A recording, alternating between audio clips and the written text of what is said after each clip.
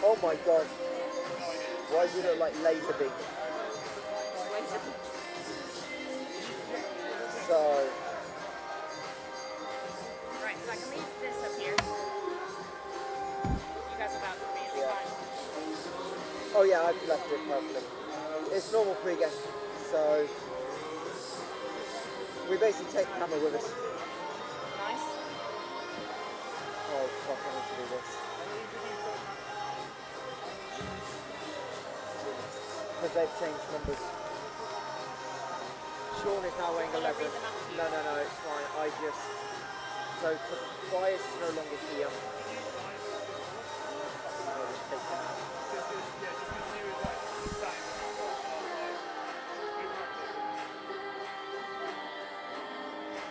Thomas is a 2.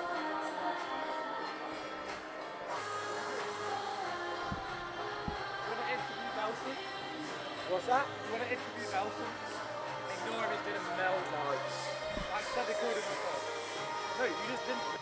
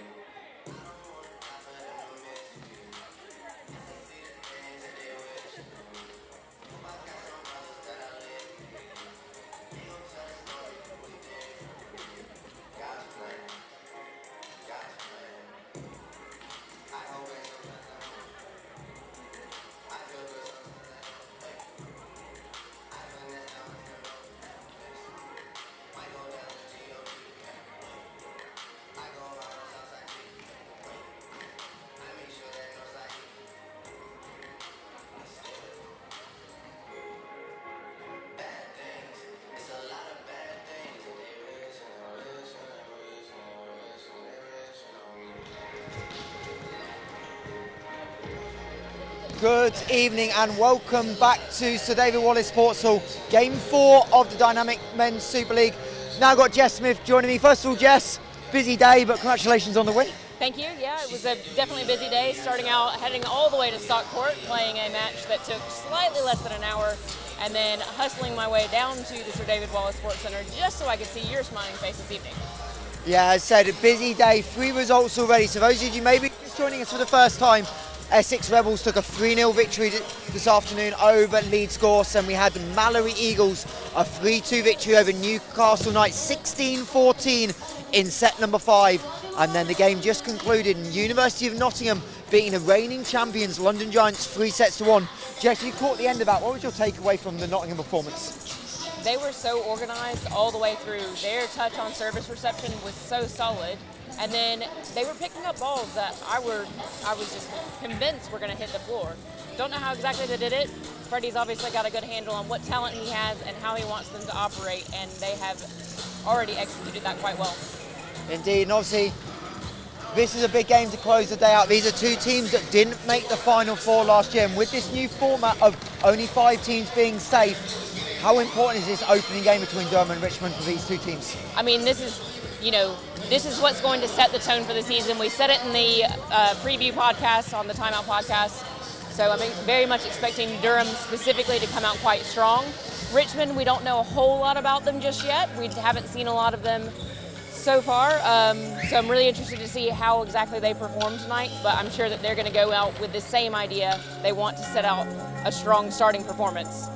And obviously Richmond guarantees safety in Durham in March in dramatic fashion. They needed 1 set on the road, they got that, but a coaching change for Richmond. So how do you think that's going to kind of change things early in the season with a philosophy change? Yeah, it's really difficult when you have a team that's a slight unknown. They've only got a few returning players this season. Plus the change in coaching means that they're going to come out and play a style that Durham hasn't seen yet. Nobody in the Super League has seen exactly what they're going to do yet. So it's just, how does Durham adapt? How can Richmond execute their own game plan and keep things running at their own tempo? Right, we're going to have a quick chat with the coaches to come with us as we walk through. And Jess, obviously Durham, the big news in the summer was the 2 signings, Matthew Edwards, Sean McQuiggan from UCLA. You can see them just standing at the net, imposing figures. But how important is the block going to be for this Durham success this year? I mean, it's going to be massive because their goal is going to be to shut everybody down from the outset. They've got a big team, and they're going to be looking to use that size to their advantage at every opportunity. Indeed, and obviously it looks like Sean McQuiggan's not going to play. We did hear from Ross Enfield in the build-up that he's had an injury, so we'll get some information about Ross from short at some point, but that's an important piece of Durham to miss on opening day. Yes, oh yeah, definitely. One of your 2 key signings and you don't have them just yet is going to be a bit of a hit and miss for them, but I'm sure that they'll recover soon. Thank you. And as the Durham team just finished their group photo, joined for the first time by new men's head coach Ross Enfield. Ross, obviously welcome to the Super League in a head coaching role for the first time. Yeah, it's exciting. It's going to be a really good season. Really looking forward to it. Obviously, we've had a little bit of prep with the book stuff so far. So, yeah, the boys are looking really good. And just talk about this new team. Obviously, a lot of new faces, just 3 returners from last year. So, what's kind of been the focus in pre-season, the first couple of university games, to kind of get yourself ready for opening week? So, really focusing on getting the set of connections with our hitters. Obviously, offensively, we're going to need to be there.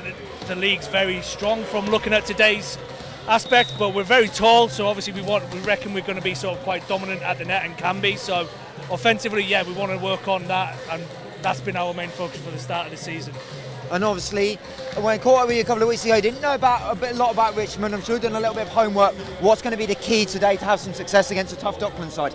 So key for us is just making sure that we're clinical when we get, so if we can force the free balls and force any errors from themselves, that we have to be clinical when we get in there. So yeah, that's going to be the big thing for us, that making sure once we get the opportunities, we're taking them first time rather than having 2 or 3 goes to get the ball done and get it out of the way. And for your team to have the most success this year in the Super League, I know the aim is top 4. What's the one thing that you want to see from point 1 that's going to set that tone? Our blocking. So if we can get our blocking right and make sure we're channeling it into our defence, then we can recycle everything going forward and look to run the offence, which is going to look very exciting. Well, Ross, appreciate your time. Best of luck this season. Lovely. Cheers, Michael. Cheers. And there, the head coach of Ross Enfield. And Jess, obviously, such an experienced coaching staff. We've also got Paul Welsh, the women's coach, working with you. Those two have got such a good relationship. That's going to be important for Ross in that transition period, knowing he's got the backing of Paul as well. Yeah, definitely. And it was interesting to hear Ross say just what we were talking about before. It's going to be the blocking that's a key for Durham this season. We'll head over to the Richmond sideline, see if we can get a head chat with head coach Peter Jessica. I know, Jess, you're going to probably pick that one up. We'll see if we can. Pete's just filling in the lineup card. We'll let the head coaches always do their duties, but interesting, Richmond, this is the team we said don't know a lot about, but they've also returned the big core. Obviously, Ivo Dobra, the libero position, Niko Gajkovic on the outside, and Abdi Malik. So that core is really going to help the culture transition with the coaching change. Oh yeah, definitely. We know that they have a big junior program. We might see some juniors this season, maybe not in this opening match, but you're correct in saying that it'll be the returning players that help them keep them steady. They have the experience at this level and against some of these teams that they're going to be up against this season. So it's just how they can incorporate all of those new signings. Yeah, indeed. And Pete just getting his lineup card sorted. I'm not quite sure. I think Richmond might be on serve from the indications we've seen, but we'll have a check. And obviously the big news is obviously a late addition to the Richmond roster, one we weren't expecting. Pearson Stiller at the net, sitting over there, setting. How important is that to have that Super League experience come and the safe hands that Pearson Stiller can provide? I mean, when you're talking about your playmaker and how integral they are to every element of the game, having that little bit of extra experience at this level is going to be really massive for the Richmond team. They've got somebody they know they can rely on, they know is going to help them put things out there and put up some balls even when you think that there's not going to be a great set off of that pass. So it helps from the passing unit perspective. Even if there's a lot of service pressure, they can still make plays and still try to put the ball down. Indeed, we'll just see if we can get a quick word in with someone from Richmond or not. Obviously, they need coaching staff, so we'll just give head coach a second. Seems like Richmond may not have got the memo, so maybe we'll just carry on with Pregame and we'll catch up with Richmond after. But while we're talking about Richmond, we'll obviously turn around second, but obviously the importance for Richmond of having that balance through the middle, because that's the area they kind of struggled with a little bit last year, not massively big, but what's that going to be important, that trying to get that middle separated early against the Durham blocking in particular? Yeah, they need to have that good spread on their offense, because last season they were a bit one-dimensional at times, so they need to be able to break that up a bit. So we'll see as well how having Pearson Stiller join is going to help them, and we'll see how that happens up against the really quite large Durham side. Let's go, Zane! And obviously this is a new group. We don't know a lot about them, so what do you think the biggest challenge has been? We know, I heard speaking to Jefferson Williams, they scrimmaged Mallory in the week, and Jefferson said they're an unknown package, but they've got some unknown quality, and the one we know about is Sudakov on the outside. We haven't seen him play, but all the coach interviews, all we've heard is he's one to watch out for. So how do you think that power hitting is going to really impact? I think it'll be key for them, because if they have one really key power hitter, they've always got that outlet. But, like we were saying a few moments ago, if they just get pin heavy and kind of ignore the middles, having all of the power on the outside is not going to be great, especially against a team like Durham, who is going to be focused on blocking. If every ball is going out to him, they're just going to set up and shut him down. And let's talk about Durham. Obviously, we talked about Ross Enfield stepping in, but this is a group, completely new dynamics. There's going to be a lot riding on Joe Colbert, as I said, to step up.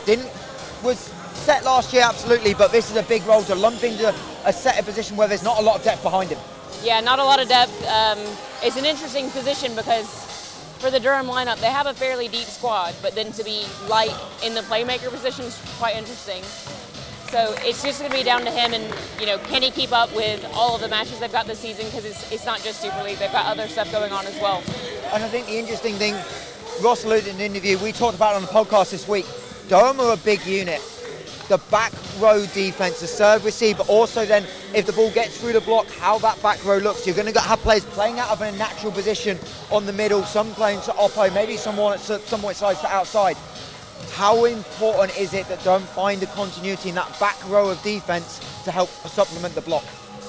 I think it's going to be quite sorry, there's a bit of shouting.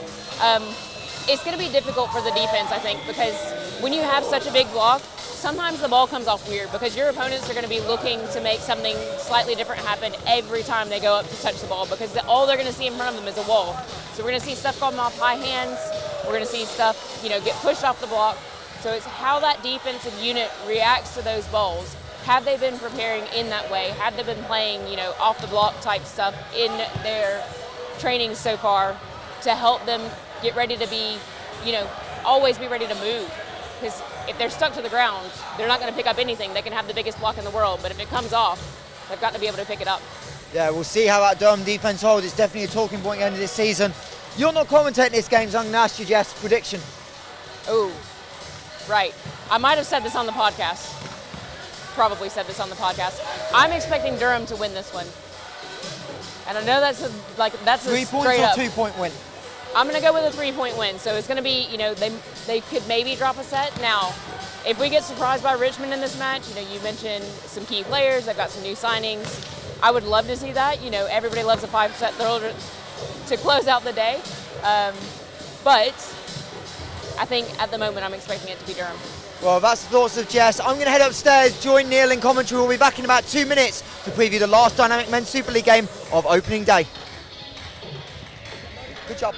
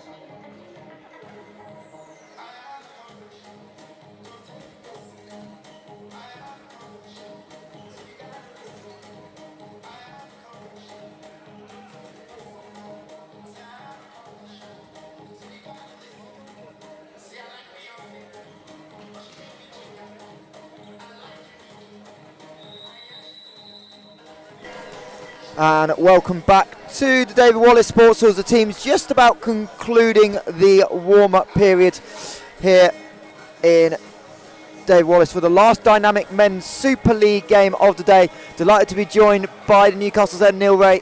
Neil, welcome back again. Obviously, these are two teams didn't get to what they wanted last year. So how important is this opening period of the game to try and set the tone out for the season? It's a great question. Thanks again for having me. Love being here. Love commentating for Volleyball England. Total joy, total pleasure. The crew's amazing. Everybody just flows so well together, and I love being a part of it. On the terms of Durham and Richmond, I would say definitely two disappointing seasons last year, especially based on the pedigree of both of these clubs. I would say that this is going to be a statement, especially for Richmond. I would say Durham has a bit of excuse because their big boy's injured, so every game they lose, they can say, well, our guy's out. You know, that's one of those things where I feel Durham they're primed to do well here because they have plenty of depth. But, again, they have that kind of in the back pocket say, well, our guy's not ready yet, you know, because obviously he's going to change the landscape of this team. But this has got to be a statement game for Richmond.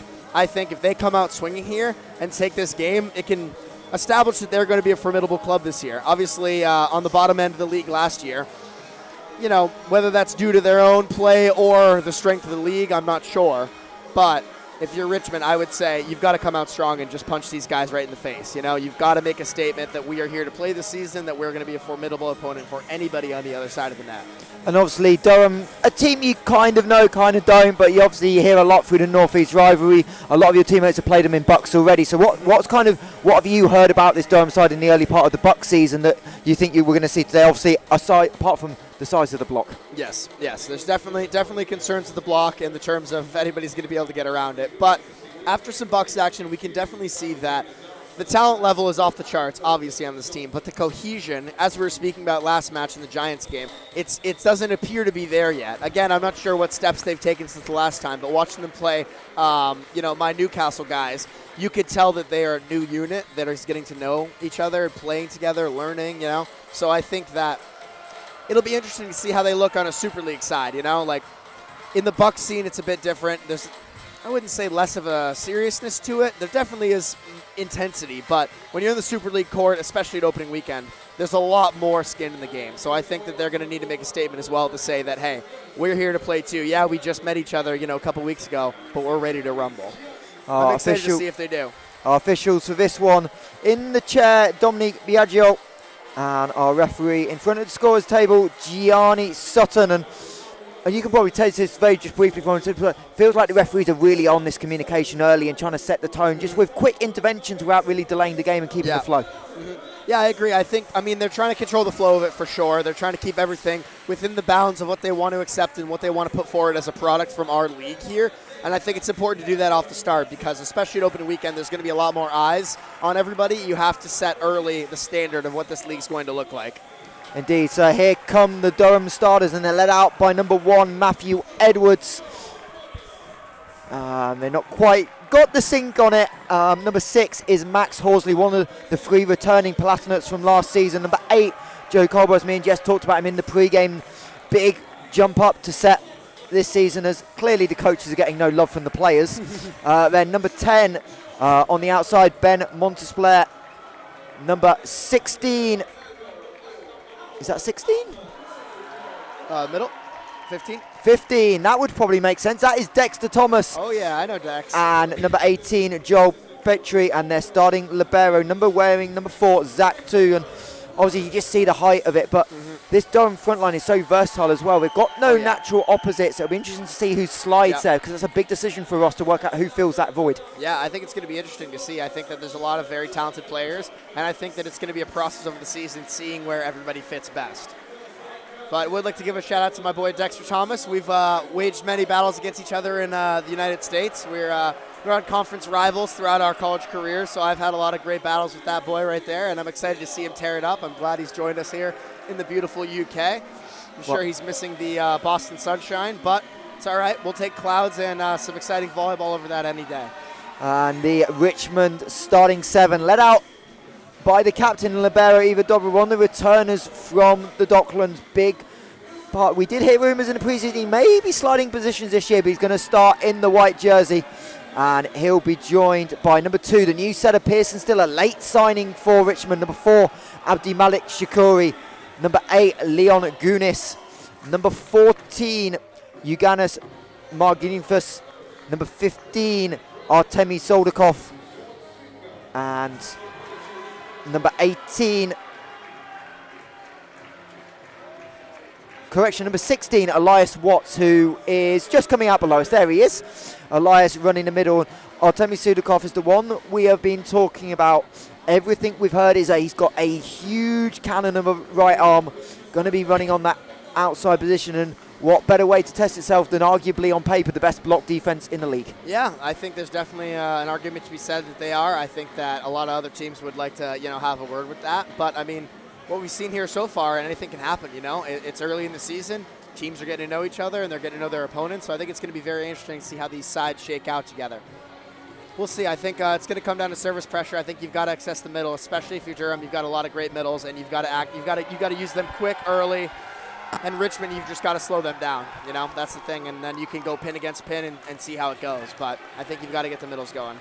Well, there looks like there's been some sort of issue. I wonder if it's a miswriting, because Zane Smith-Wall, number 6, has checked in for Richmond before we've even run a point. Elias Watts has head out. The only good news is that's a middle for a middle. Yeah, so if it has gone wrong on the score sheet, we haven't got out of position and absolute carnage, as we saw from our good old friends at Italy in the World Finals. Probably the wrong time for the coaching staff to mess that one up. Number 6 is looking pretty good in the warm-up lines, which isn't necessarily indicative of how you can play in game, as we just saw in the Giants match. Because I saw some bounces that I couldn't believe, and then Zane couldn't produce. Zane was training with Mallory for part of last season. I don't know how often he got in the game, but he was part of the. He has spent some time under Carol, Jeff, and Ian at Mallory, so we'll definitely see. And it'll be Ben Montesplair back on the service line, and we're about to get underway. The final game of the opening day of the Dynamic Men's Super League, Mari Women's Super League action up tomorrow. We'll be live from 10:55. As the Durham Palatinates women will get us underway tomorrow morning against Dark Star. And we'll also have Lionheart side out, Mallory Newcastle and Leeds Essex to conclude opening weekend here in Loughborough. As the referees just moving warm-up balls or match balls to the right spot. And I think we're about ready to go. Only an hour and 35 minutes late, but we don't mind it with the volleyball we've seen. That's how it goes. Big jump serve, perfect pass to start, and a lovely little roll. Zach thought he had the pick up, but the referee saying the ball hit the floor. A little bit of extras. There's a bit of spice in the pudding. First point in, we've already got people going through the net. I'm liking what we're seeing here. Let's hope this match is exciting. This crowd's starting to get a bit sleepy. Let's get them woken up.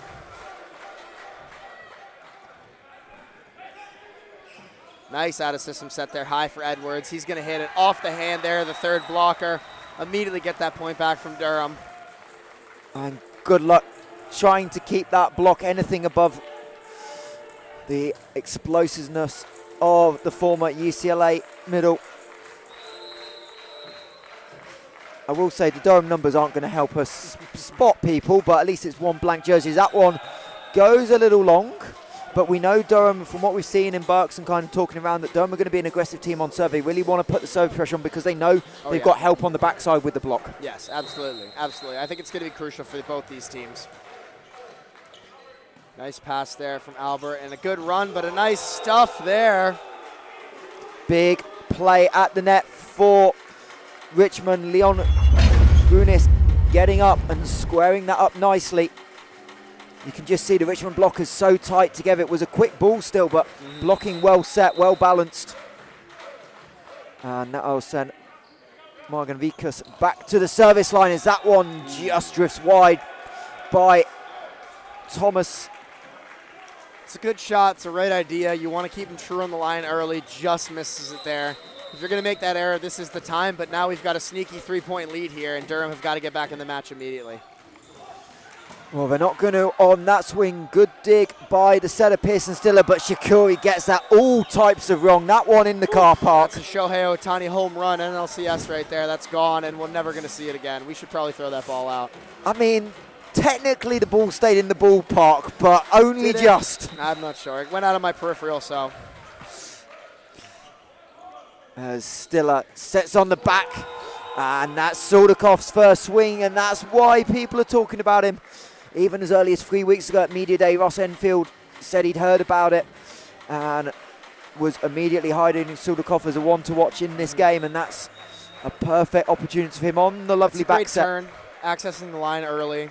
I mean, it's excellent. That's what you want from the opposite. You want to have a wide range of swings available to you. Obviously, everyone can power to the deep corner of the one. I mean, that's what you grow up learning as an opposite, but to be able to turn line consistently, it's going to keep your blocker honest. And there's a quick play, and Dexter Thomas, with all the space in the world in between the block, he's not going to make that mistake. Yeah, no, it's a very nice run there from Koblars. He gets low, pushes it up, but still finds it in his hitbox. I mean, Thomas is taller, you know, he's got a long reach and he's got a good vertical, so the hitbox should be pretty easy to find there. That's a very clinical play.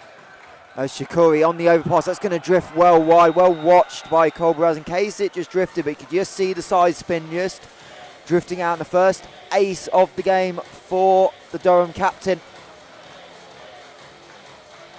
Let's see if he's got another one in the tank there. Lead has been evaporated now. It's only to 1, 5-4 here to Richmond. Goes with the top spin instead. Lovely trying quick ball, trying to set up Smith Wall, but he just pulls it across the body. Yeah.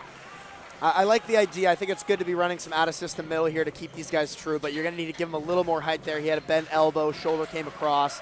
You're going to need to give him a little more air time just to find that down instead of sideways. Edwards changing up, going big, but still under it. Out of court, but wide. Little roll over the block. Suldakov taking some off it, and then the left-handed adjustment. I don't think he's a normal lefty Montes player, but so. They're pulling it out the bag early. Mm-hmm. Yeah, I mean, he pulled his hands there, expecting a defender to scoop that one up pretty easily. Defender's deep on the line, looking for the long swing. Just a miscommunication again. First match of the season. You'll expect these little mistakes to be tuned down as the season progresses. As Edwards goes big, gets the ace. A gritty from Edwards. All right, Justin Jefferson. And I think there was a couple thrown on the warm-up subs area as well. We'll keep an eye on that one. Bring you all the fun that's going on behind the scenes.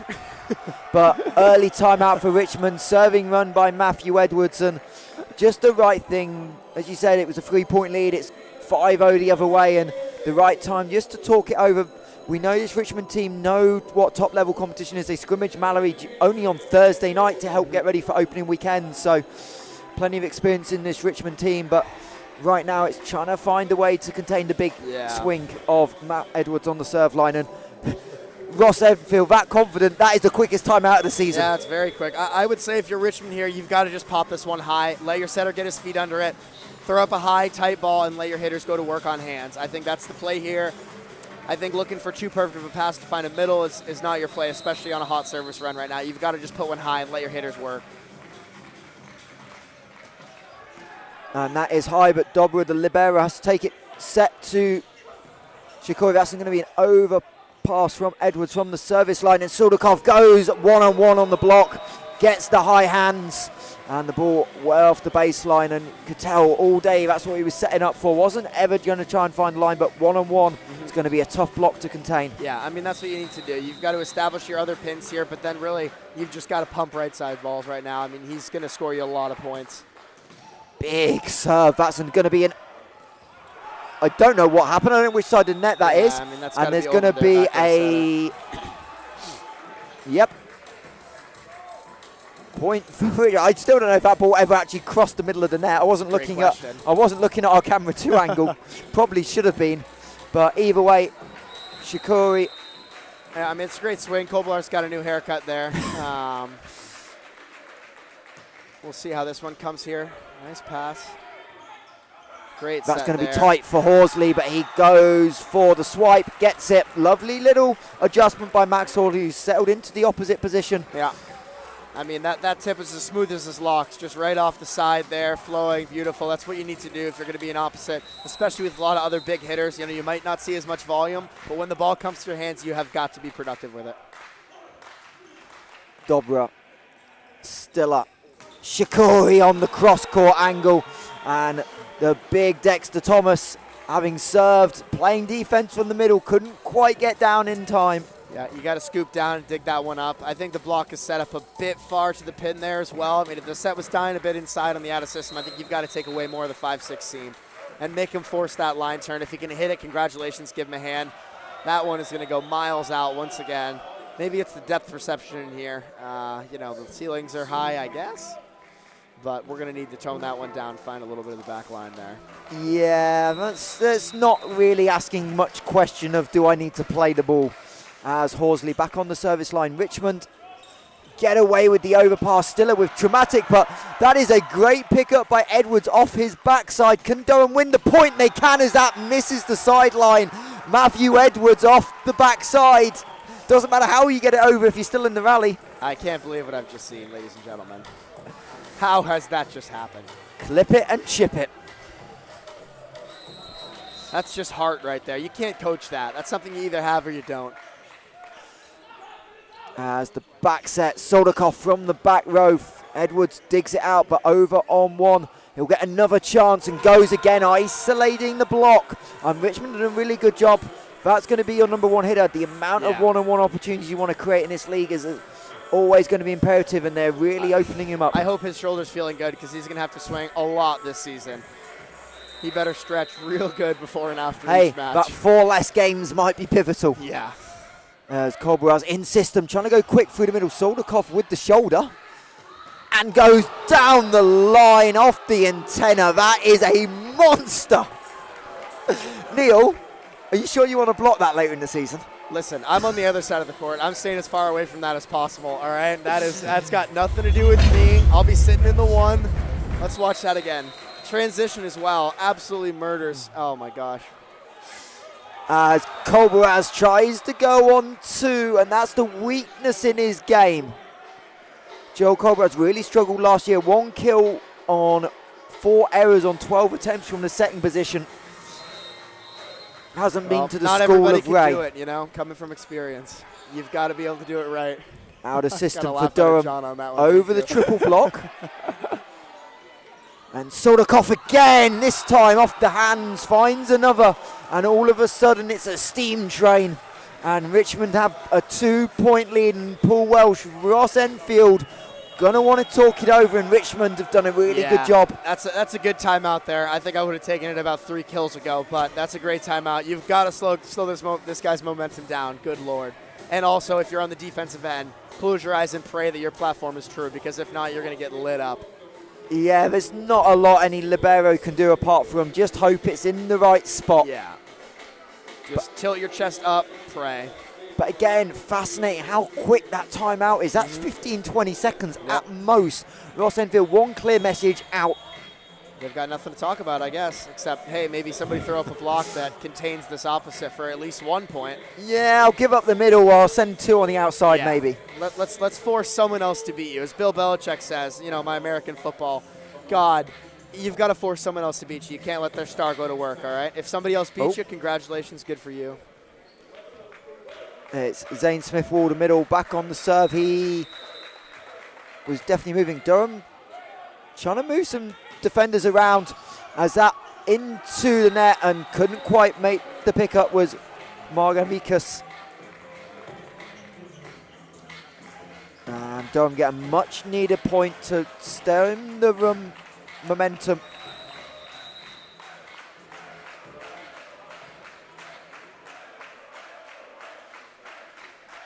And full service run all the way through 12-11. Make that 13-11 as Montesplair into the middle of the net. Not as effective as first time through. Not quite, but that's all right. You know, we've leveled off here. The momentum is kind of starting to slow down. As Pearson still up and finds the ace on Edwards. Just a little float serve, but again, the conditions in here really helping the ball move just a little bit. Absolutely. Albert going for a fake shoe tie to slow down the momentum. I like it. I see exactly what you're doing, and I respect it. What, is that because you're up here and you're not serving? No, I know what he's doing. I know what's going on in his mind. Stiller tried to force line again, but the ball sprung out to Edwards off the pass and the kill. It's a great swing there. I think obviously Edwards, the shift from middle to outside is definitely, it's a harsh transition. You know, I mean, you're accessing an entire new part of the game that you probably haven't worked on since you're a little kid learning to play. So I think he's handling the new workload very well. Teams are definitely trying to expose him as a middle playing outside. And good Lord, this guy can hit from anywhere on the court. Should we just send the other front row players home and just watch this guy hit it against the three-man? Like, is that a crazy request?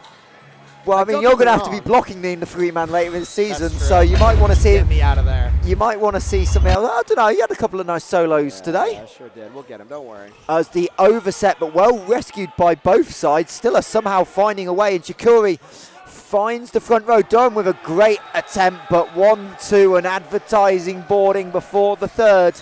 But either way, I don't think that's coming over. Nope. It's a good hustle. It's a good scrap.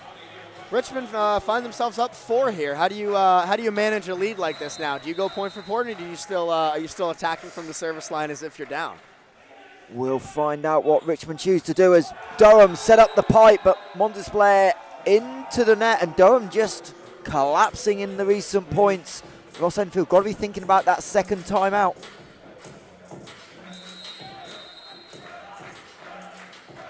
As Marganavikas on the service line. Well left this time. Early shout about. And a much needed cheap one for the Palatinates. And it'll be Joe Colbraz back. So 3 front row hitters now for Durham for the next 6 to 10 points. Hopefully for their sake, closer to 10 or 12. Yeah, it's going to be interesting. I mean, it's going to depend here. Durham, if they're not going to take this set, which obviously is looking unlikely as they drop to a 5-point deficit and Richmond shows no signs of slowing down, you've got to think that we need to build some momentum for next set. Obviously, nothing's impossible. It's a 5-point game, and they've got some great players and great servers. But if it starts to trend that way where it looks as though you're going to drop the set, you've got to build momentum for the next one. Yeah, we know Durham have got some options on the bench as well, so it'll be interesting to see if anything changes there. As the back set and a lovely steep angle. Zane Smith-Wall sticks his hand in the air, gets an absolute tongue lashing from his coach in the process. So Jessica, I think you probably want your middle going to that. That's not your matchup there, realistically. You got to be happy to get out of the rotation without losing somebody's head or getting someone concussed in the back row. You just got to hope that we're not going to see another run here if you're Richmond. But out of system first ball, and there we go. That's how Are you out of system with this guy hitting? I don't think so. I don't think there's such thing as out of anything except for out of points to set him when this game's over. Oh, Temi Soldakov is having a blinding first set for the Richmond Docklands, and they move 1 point away from the magic 2-0. And Soldakov's going to get there single-handedly. The rip snorter ace, splitting the 1-6 seam. I mean, should we start a poll in the chat? Is there anything this guy can't do? Like, I think that would be a resounding no. He can setting? Do it all. We haven't seen him set yet. He's probably got Actually, butter. no. Can't play libero because then he can't swing. That's true. That's true. But feel free to put other answers in the chat as Montesplair pulls down on that one. And this set is all but over. Yeah. Ross Enfield going to use a timeout. You wonder if they change. I like it. Do you make some changes here? I don't think necessarily this is the time to make changes unless you've got some guys deep in that bench that you believe are really going to make an impact here. I think this is the time to build momentum and start working on what you want to work on. And I've just, good job spotting the chat that the Richmond, Durham did change a couple of numbers around, and I've not updated my system. And I was thinking that is slightly wrong, and I will definitely fix that. That the libero is Albert Wang. Most definitely not Zach Chu, who is not even playing libero. He was early in the week. I can tell you that from the early team list. That's all right. We've got Albert in. Great libero, not a great poker player. I know that from experience. Thank you for your 10 quid, Albert, a couple weeks ago. Great guy, though. Love him out there. Hold on a minute. So I've been saying his name wrong, and you haven't corrected me despite taking honestly, his money. I haven't heard you say the other guy's name yet. Okay, fair enough. Well, the one name we have said is Suldakov. This time we get a perfect pass. Horsley goes into the double block. Recycle ball. Montesplair has to wait on it.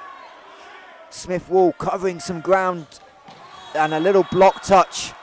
Doesn't matter, there's also a net touch. Block touch, out, net touch, either way, It's a point great swing Durham. from Max there. I mean, he's hit 2 or 3 balls in that rally. Very consistent, hitting high hand, swinging long. Again, if you're an opposite in this system with a lot of big hitters like this, you've got to be proficient when you get the ball in your hands, and he's done exactly that. So you can't really ask more from him except maybe thinking to give him a little bit more volume if he can stay hot. Serving sub for Durham, Luther McKelvin in, and Soldikov gets stuffed. That's one way to slow him down. Solo monster block, Neil. I Ladies think and that's gentlemen, one we might want to see again. The bigger they are, the harder they fall. The harder you hit, the harder the block. Especially giving him time with the switch flow. Good Lord, that ball's gone basically to the ceiling after that. Still at over on 1. Soldikov in the right spot, and Monosplayer with the quick reactions, pushing it in the cross-court angle, and a couple in a row for Durham. Richmond thinking about a timeout, and they're going to use it. And I don't mind it there. And Durham now, suddenly there's some energy. Maybe it was just a little bit late at night for them. This is exactly what I was talking about. You're still down 4 points here, and let me say, the set is absolutely nowhere out of reach. You can come back here, another 2 points, and it's a 2-point game. But what they're doing right now is building momentum for the next set, regardless of win or loss, which is exactly what you need to do if you're a good club. Shout out to DJ Cads. We are indoors. This is not a beach tournament, but walking on sunshine. I haven't seen much sunshine today. Yeah. I got here and it was pretty much still dark. We're That's most fair. definitely leaving in the dark. Oh, we absolutely But will. you know what? It's opening weekend and we're here for We it. love it. To be fair, UK beach tournaments don't have much sunlight either, so you can't blame him for that. We'll talk about that in a minute as Soldikov goes to the tip middle. Pick up Horsley's with the pancake, and that's a loose pass. They're trying to pick out Stiller, the setter, and Stiller goes on front row. I'm going to swing that. That's one of those plays where, in the theory of the sport, it makes sense to put a short free ball into through the 2, but right there you pay for it dearly. And that's not a point that you want to give away for free right there. You got to give him a free ball and at least make him earn one. So another sub in for Durham. As into the game for the first time, number 18. Joel Petrie, another middle option that may float around, but looks like he's going to start in the middle. And a quick one for Durham. All Richmond need to do is side out, and Zane Smith-Wall gets a touch by Petro. Cover as Montesplair splits the block. It's a great swing there, finding the inside of the hands, pushing through the seam of the block. This is one of those times where if you're going to make a push in this rotation, Richmond's opposite is back row. This is the time to do it. Feed the outside. Especially with the center front row, you've got no opposite option unless you want to run the 10, but we haven't seen Horsley on that yet, though. Not that he can't do it, but you've got to imagine that this is the time to go down the outside. Well, there's an outside ball, and there's a line attack, and there's Richmond 2 points away from the set. Exactly. We've got a 4-point difference here. Let's see if Durham can retain some momentum, side out here and go on a run, or if we're going to be talking about Richmond 1-0. One-handed set, ball way into the air, just about avoids the roof. Shikori calls for it. As a ball that is absolutely bounced. That's about 1.5 meters off the net. Good luck getting to that back row defense. Yeah, let's see that one again. This is what I'm talking about. You've got the center front court here. gone. He's a weaker blocker. Maybe the 3 meter line. That's amount. Yeah, I mean, he's but either way, if you're sitting in the back row, you are not touching that anytime soon. Absolutely not. And that serve is closer to your teammate's head than they over the top of the net. That's not what we're looking for there. And that brings up 4 set points for Richmond. I will say, though, it is tough to go put in a serve after a big kill like that. You're over-revved, you're hyper, you're excited. Usually it goes out the back, but that one goes just short. That is tight to the antenna. It's going to have to be a tough cut shot. And it's cut into the Durham half of the court. Yeah, and the Richmond Docklands take it 25-20. And I would say normally, where do we want to go with talking points? But I think we both know the answer, and that is number 15 in the blue. There's only one talking point. Artemi Soldakov, 7.6 kills and an ace. And even then, done a lot more damage to that blocking unit of Durham than that. I mean, that should be the talk of the huddle right now. This should be the talk of every Super League side playing against this match, is how do we stop this guy? Once again, we've only seen one set of volleyball so far, so we don't know. He could slow down, but on this pace, I don't see it happening. You've got to imagine that every Super League side that's watching this right now is taking notes. He might slow down, but it might be at 9 o'clock when they're back in the back on the bus with a 3-0 win. That's very true. It's very true. It's very possible right now. They had a lot of momentum there. Durham crept back in at the end, and I think that if you want to stay successful here as this Richmond squad, you can't let them get that breath of fresh air that they had at the end there. You can't let that happen. I mean, Montpellier got hot there at the end. You've got to kind of keep him tame. You've got to keep Edwards focusing on the pass rather than focusing on hitting over all 3 blockers at once. So these are the kind of things you have to think about as your Richmond. You've got to keep your foot in the gas. This is no time to get lackadaisical. As for Durham, it is Matthew Edwards with 4 points, and Ben Montplaisir with 4 kills and a block for the Durham player out of Loyola Chicago. The 6-6 outside had a really strong first set. As Stan and Cads just trying to make sure everyone is awake in the building. I don't know if you can fall asleep after some of that hitting. If not, just stand in the way of a volleyball. And you can fall asleep if it hits you in the head and you're knocked out. That would probably be the only way, which again is not out of the realm of possibility here. But if you look at this from a Durham perspective, Neil, what needs to change? Obviously, you want to send 2 blockers out towards, at least shading towards that side. Maybe 4 or 5 blockers just to be safe. But what else do you think Ross Enfield's talking to his team about? Because they really started off that set well, and then it just faded so quickly. Yeah, I think setting consistency. I think Kobilar started off hot, but I think that the offense appeared a bit disjointed as the game went on. And it's one of those things where it's not necessarily on him or on the passer or on the hitters. It's being a new side, being a new unit. You have to get on the same page. I think that they kind of disconnected in the middle of that set. So the offensive consistency has got to get back, whether that's the pass, the set, or the attackers. Those things have to get back on the same page, because right now Richmond's got their page and they know what it is. The other guys are filling in, but the main workload's going through their opposite's right arm. So Durham needs to figure out what their identity is and find their points. They did at the end there with Montpellier. So maybe he's the answer here, but I think it's going to be one of those things where you find a point and you just got to stick on it. Well, I'm going to commentate the opening set point of this set, and I'm going to let you read the YouTube comments, because there's a comment on there that's going to make you smile. As Pearson Stiller, the new Richmond setter, back to serve. Unchanged starting 7, unsurprising for Richmond. Petrie down the middle for Durham, who came in late in set number 1. As Soldakov over the double block, and Matthew Edwards says, as they are asking about the net touch, there's definitely contact with the net, but I think the ball may have already been down. That's the question. Was the ball down already? Let's have a quick look. We get hindsight of a replay.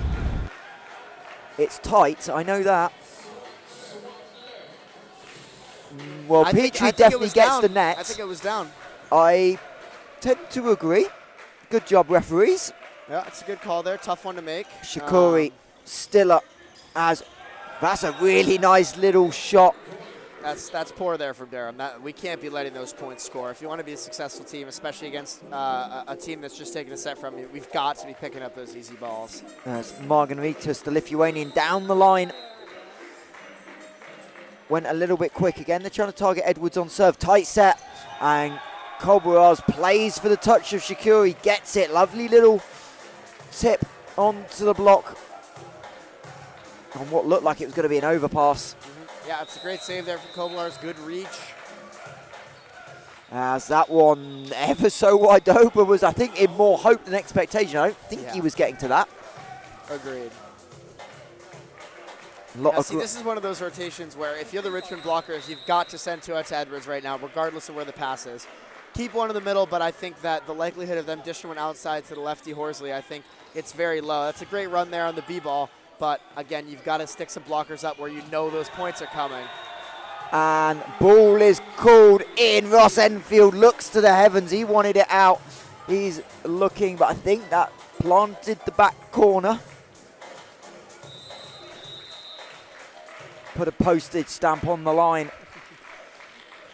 As that one is also going to miss the line. I agree. Got That absolute controversy on the floor now.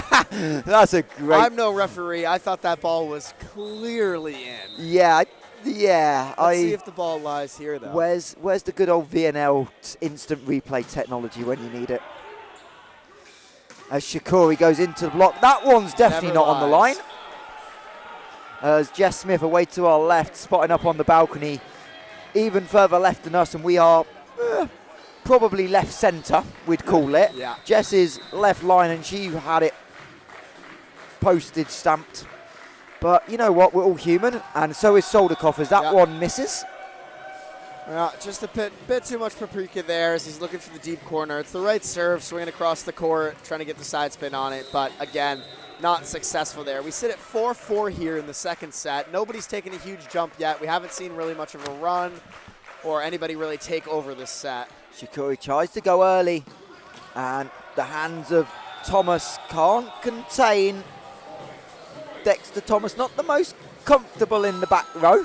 No, definitely not. But I mean, that's a great touch, and realistically, that's got to get grabbed by somebody. I mean, there's 4, Durhamites there, and they're not taking it. And I think that somebody's got to take the initiative and just lay their body on the line if you want to win this game here. Durhamites or Durhamites? I'll let you That's a figure great that one question. out at home. To be honest, I just don't know how to pronounce the name of their actual team, so I just say Durhamites. It's Palatinates? I don't know what it is. Yeah, Palatinates or I said it earlier. My Something mind's like that. I'd You say guys know what my we're mind's a talking little about. bit tired. We'll get there, but Palatinates, there's the Palatinates, one. There it is. I'm not going to roll But with that. as an American, I fully understand. I don't think many English people know what the word means. I can tell you I said All I know is it works as a colour scheme being purple.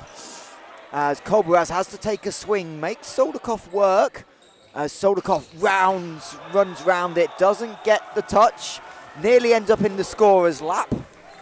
Yeah, I mean, it's a good idea. I think that it gets to a point where obviously you want your best player to take as many swings as you can give him, but you've got to get somebody else hot on this offense. Horsley is being quiet. Back row mix-up, but it doesn't matter as the ball finds Marganovikas on the left-hand side. Lovely cross-court angle. Keeps us tied at 6 apiece.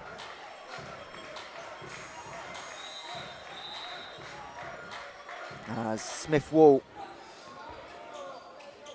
overpass, trying to be aggressive through the middle, but no look, and then Durham get confused.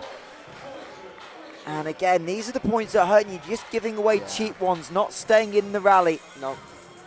As Gunis will get the first point of the day for him, but probably one he wasn't planning to win that way. No, it's definitely one of those things you got to As stop. Monsters player splits the block. Bounces it 4 meters out. 6 is far too deep. And Zane Smith-Wall having a talking to again. Yeah, I mean, that's a great swing. And honestly, I think if you're Richmond, you've got to recognize the situation here. And you've got to shift another blocker out to Montpellier. I just think it's one of those things where he split the block too many times on late arrival. And especially with the center front court, I think you can shift your unit over. That's just me. I think you've got to make that change.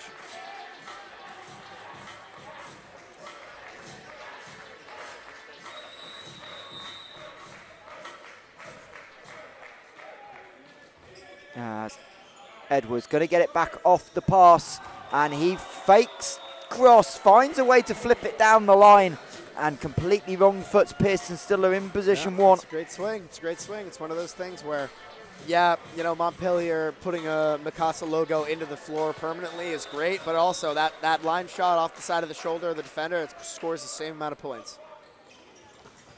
As Soldakoff says, do not forget about me, please. I'm still here. Yeah, that's a crushing swing through 4 there.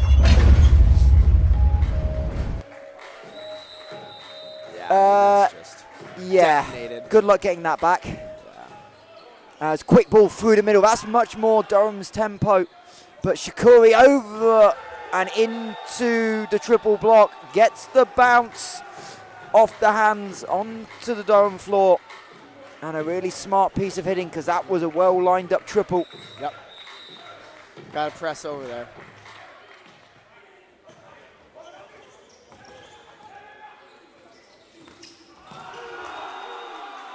Yeah, I mean that's just read like a picture book. Once again, it's one of those things where you have no options offensively, and you can just get your hands there as an opposite and press into the middle of the court and get an easy block there. That's what you've got to prevent if you're Durham. You've got to keep this block guessing. As well, right idea, wrong execution. Yep. Montesplay into the net, off the fake, middle, down the pipe, but all sorts of misconnections. And Durham really starting off slow, and they're in a world of trouble. 12-8, 1-0 down. Yeah. I mean, it's the same thing we're saying. It's the offense overall. You've got to get the pass sorted. I think, obviously, Edwards being a middle blocker, it's difficult to have so much responsibility, as a lot of the teams in the league here clearly know that, you know, he is still adapting to this new role and new workload of passing. I think you got to maybe make a shift, move over. Albert takes some more court maybe. Let's talk about this passing unit. Maybe spread the bick out a bit, or the pipe here. It's one of those things where something's got to change, because if you're just going to hope that you can set it high and let the boys fly all set, I don't think you're going to be as successful as you think you will be. Well, the one person that's been MIA, and I don't necessarily think his fault, is Dexter Thomas through the middle. He doesn't feel like he's seen much of the ball. No, it's definitely slowed down, but I think that's in accordance with the pass here. I mean, Edwards has been clearly targeted, and he's having a tough time getting a high enough pass to run the middle right now, as he's trying to take a lot with his hands, which is natural. It's definitely a lot easier to kind of get a ball live with your hands. But again, they're sacrificing a bit of height right now, which makes it tougher to run the middle. Yeah, Dexter Thomas just one kill in this game so far. As Cobras out of system.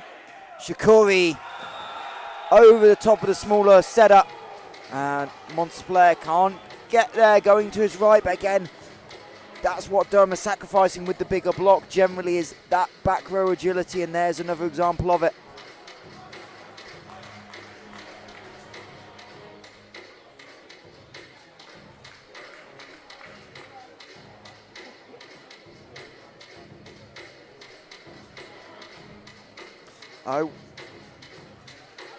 Bit of time wasting there from Durham. I don't mind it, as they're down 4. You've got to slow the momentum down somehow. Will it be worth it, as they get a pretty easy free ball there from the serve? Well, I may have predicted the first yellow card of the weekend would go for Durham for a time delay. I was wrong, as Edwards shuts down Shikori, because we had one in the first game, but I think if Durham get a second one, I'll take the win over my podcast co-host who said Alex Chinnery would get a yellow card. Absolutely, absolutely. We'll all hear about the small wins. And Durham need a small win of a big point on serve by Matthew Edwards, but instead that one through the middle nearly manages to split the cameras perfectly on the baseline. Beautiful. Those Good ball have placement. untouched somehow. I don't know how. I don't think I've seen a baseline camera hit today, which is impressive. Well, here we go. Commentator's curse. As Sordakov sends one back. Albert Wang with the touch. And it's going to be a free ball. Pearson Stiller goes with the set. I think he was trying to swing at it. As Shikori squeezes it through the block. And that's been the story of Durham. Haven't just finished plays. No, they have all the pieces there in place, but it's just those little tinkers, those little mistakes that need to get fixed here if this side is going to succeed. We have a change coming up here. We've got a change coming up here. Yep. I believe, from Durham. We'll have to wait for a serve to crush into the net and nearly put a hole through the tape. And that gets the ever dangerous Sulikov off the service line. However, he's still dangerous from the back row. Absolutely. As Paul Welsh just going through some instructions, maybe some tendencies and patterns he's picking up on the scout sheet. Obviously, opening weekend, you don't always know a lot about what you're walking into.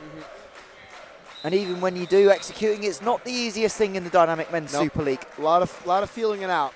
Seeing new players, new schemes. As Zane Smith will somehow navigates his shoulder into position to get a contact with that ball. It's a great reach there. It's a great reach. Way to make something out of nothing there. It's a tight play. And this will be the opposite change for the Palatinates into the game for the first time, wearing number 23 is Palatinates out of the UC San Diego club team, as Durham finally get the chance to run the middle, and that's why they want the good pass, because all of a sudden the middles can damage the floor, and Joel Petrie on that one makes no mistake. Yeah, Terraflex has got a hole in it there, ladies and gentlemen. We're going to have to patch that up. Might be a few minutes.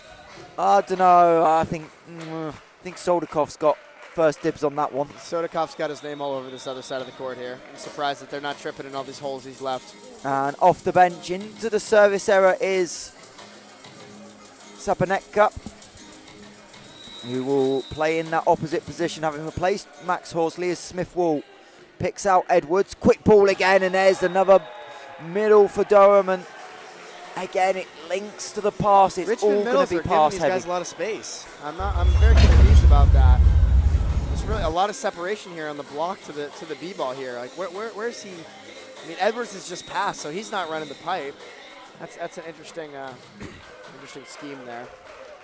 But again, early season, things not quite fully up to speed as the overpass killed off by Edwards, and all of a sudden Durham are just finding ways to put together a couple of points, but can they find the consistency they're going to need to win a set from 4 points down? I mean, they made an honorable comeback last set. We'll see if they have it. That was also Montpelier was outside here, and now he's in the back row. So Joust at the net. Petrie won it, and Gunis can't keep it up, and I think this is going to be timeout Richmond. It's 3 in a row. I think there's a lot of chat on the Richmond bench now, or one more point. The answer's going to be now. Ryan Murphy hits the buzzer, and all of a sudden Durham, as they did in set number 1, just starting to find themselves a little bit. I mean, that's the thing. Durham is finding a lot of momentum in the late points of these sets every time so far through 2, but they've got to find it earlier. Because when you get down 5, if you finally catch your stride in the end of the game of the set, then you're already down 5. So it's one of those things where if Durham can, obviously if they can close this set down and make it a little more interesting, but next set they've got to come out hotter. They cannot come out stagnant like they have the first 2 sets, or they're going to be in some real trouble.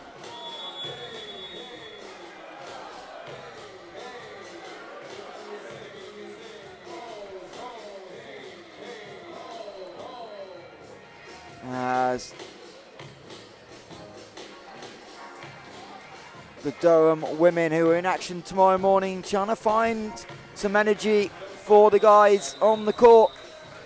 The Palatinates in the back row, making sure they know that they're there to support. As another serve, that's an overpass, and Matt Edwards is always going to win that one. Yeah. Sorry, Pearson, still I need to grow another 6 inches if you want to win that joust. Yeah, just a bit there. That's not the matchup that you're looking for in a net battle. Especially as a setter. Oh, yeah. So, all of a sudden, we're 1 point away from a tied ball game in set 2. But, yeah. It's a tough one there. The less said about that, the better. You've got to make a dig on that one there. Your team's down 1. You finally got some energy. You've got some momentum. You've got to keep that ball alive there, in my opinion. I think that was the frustration. You could tell it's one of those you need to make it. It's Edwards into the block. Good touch, and Durham able to scramble it over, but effective 3 ball Richmond. They're going to go through the middle. No good for Gunis. Wang on the floor, and they're going to call a centre line violation? I'm not sure. Something illegal. Something illegal happened. Do we know what it is? No. They don't pay us to know. In fact, they don't pay us at all. But Richmond opposite is not happy. That's an unnecessary dig. Hey, you know what? As Soldakov is unnecessarily hitting the ball into gaps. He's definitely getting paid for doing that. I don't know how much, but he is absolutely. And if he's not, he should be. Good Lord, he's gone over both of them. He may be paying to do his masters. Well, he definitely was last year if he was at Cambridge. Yeah, I mean, seriously. I'll pay him to come do it for my team. He can live in my apartment. I don't care. Dexter Thomas can't find the kill. Shikori, tough angle. Tight. Koblar's front row, so tries to be aggressive. Can't find the kill. As Soldikov finds the winner, beating the block of Dexter Thomas. It's unfortunate there. He's in the right spot. He's just got to be pressed over. I've just checked our commentary notes that Jess Smith's away doing to our left for us. Soldikov, big swing. The only word missing from that is again. Yeah. As Dexter Thomas finds the kill, and again, Durham trying to go middle on the quick ball. And they've had a lot of success in the set, but it is all about this passing unit. I've also just given myself an extra brownie point for getting Albert wrong in the first set. Look at the back of his jersey. That's fair, that's fair. As Shikori finds the block block of Dexter Thomas, and the Palatinates are not giving up without a fight. 2019, and this is almost a set you feel like they're going to steal from 5 points down late. As still up. Soldikov is shut down with a monster. The Durham Palatinates are on the floor giving teammates CPR after that, and that was one we saw. No, I won't bring that up actually. That's just a monster block. Hey, I mean, that's an excellent block there. That's the thing. If you're a power hitter like that, when you get blocked, it's going to be big. So he doesn't seem fazed by it, but the Durham team should really use it as momentum here and try to grow this lead now. Yeah. Edwards, Thomas, that is the perfect block if you're Durham in terms of what you want blocking, and then it's the pitch perfect outcome, and we are tied at 20.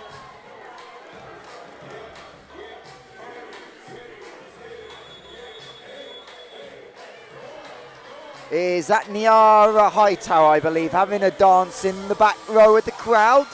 The Durham middle. Out of Bethune-Cookman, I believe. Don't quote me on that. As Kolberaz gets the coaching point for Richmond. And celebrations ensue. You know what? If I was a coach, you know what I would do? Every time you get a service error after a timeout you've called, you're owed money by your players. I don't mind. Shots. I like Buy that. Shens a shot every time he gets a coaching point. That's a good one. I like that idea. Love where her head's at. As squeeze through the block as Sapkanir gets the first point of the day, hitting from the left side. And the very quick sub is reversed. Our commentary notes say coach's point. Love it.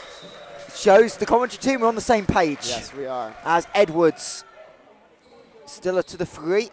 And Shikori beats Albert Wang away to the left for the libero. Big kill for Shikori. He's been in and out of this game. Yeah, I mean, not surprising. That's an excellent swing there, though. Cross court, getting around the outside of the block and finding the tee there. I mean, Albert's he's just square beat there. My apologies. Said he's been out the game. That's his 10th kill of the game. He leads all scorers with kills.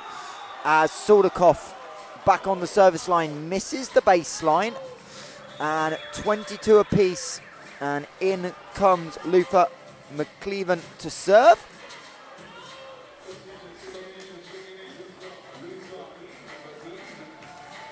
McCleven out of Northern Ireland, stepping up, having been part of the Bucks 2 squad. There we go. Let's see what he's got. A flat float serve.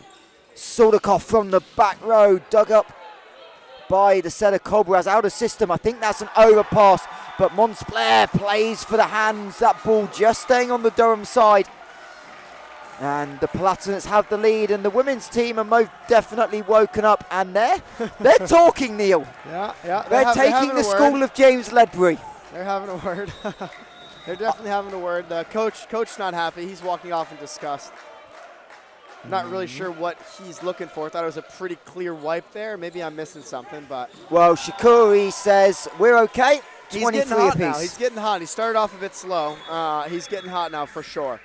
And serving sub return, so we don't have any chaos of forgetting to return the sub. And there's, that can cause for hold on. Yellow card is out. Oh, on coach. I believe it's the coach. We will try and get confirmation from our technical delegates. Talking. How about a red?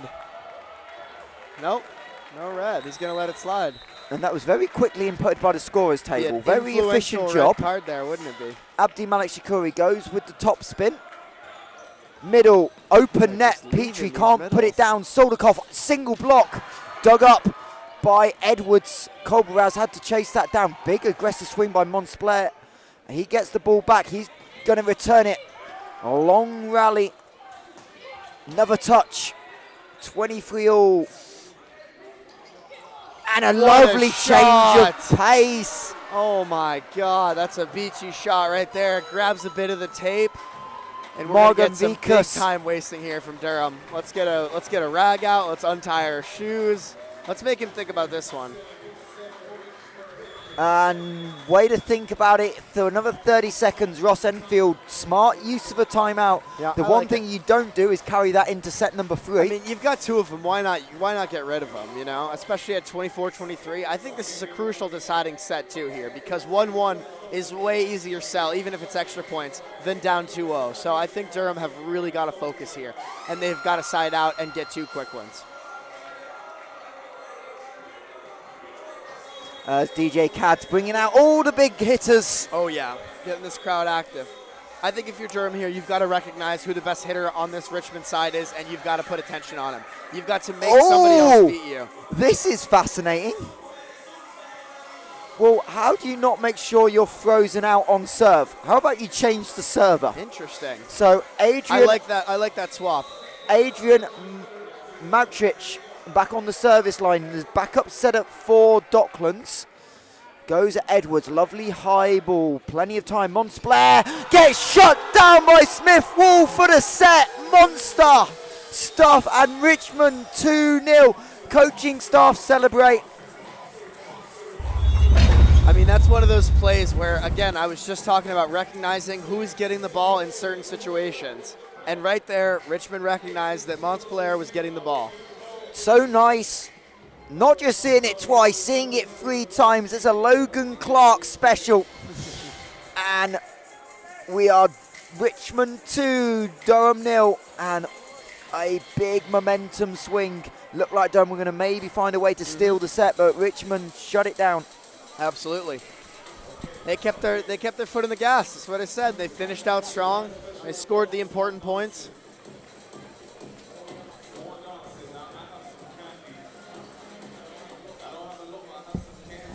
Right, we went a bit beachy, Neil. So, we did. You know what? Why don't we talk about some beach news? King and Queen of the Court is coming back to London for the 2nd time. We had the taster in Canary Wharf last year. Now the real deal is here. Crystal Palace National Sports Centre. And you know what? We are English. We have some moments of madness. So what are we not going to do? Play outdoors in November. Why would we do that? No, let's move the sand indoors instead. I love it. I love it. Friday night under the, well, I would say under the lights, but it's going to be under the indoor lights of Crystal Palace. I know, Neil, you've got a game next day. Yes. If that holds, we will see. We'll see. But either way, you can join us for that one. It's going to be a grand event. Tickets on sale now. King and Queen of the Court. And we'll like have an some fun. Blast. Oh, trust me, it's going to be fun. And I may not be working it, so I may be able to relax in the crowd and have a drink or 2. Sounds pretty good to me. You can't lose. So, you're Durham. Do you make changes here? Do you need to just change something up? Because right now you've got one consistent hitter. Everything else is just up and down. Yeah, it is, big time. The question is do they have the depth, the facilities, the depth? You know what I mean? Do they have the players to make that change where someone's going to come in and make a sub? Again, I'm not familiar with the bench squad on this team, but is there someone who can come in and make a difference? Because, I mean, you saw on that point, they've brought in a new opposite, but Mont's player's getting all the sets still. So he's not necessarily, is he trusted? Is he relied upon? You know, like, that's something like that. Hold on. Sorry, Neil. No, don't want to interrupt. Volleyball England staff, do better. You know who you are. You've just been outed on the stream. Wakey in the corner, looking at no one in particular.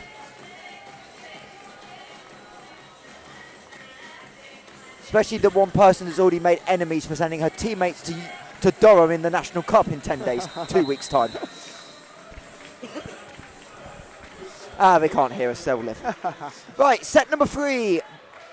Shikori crouches low, middle. Gunis finds the gap. It's a great run there, finding the deep corner.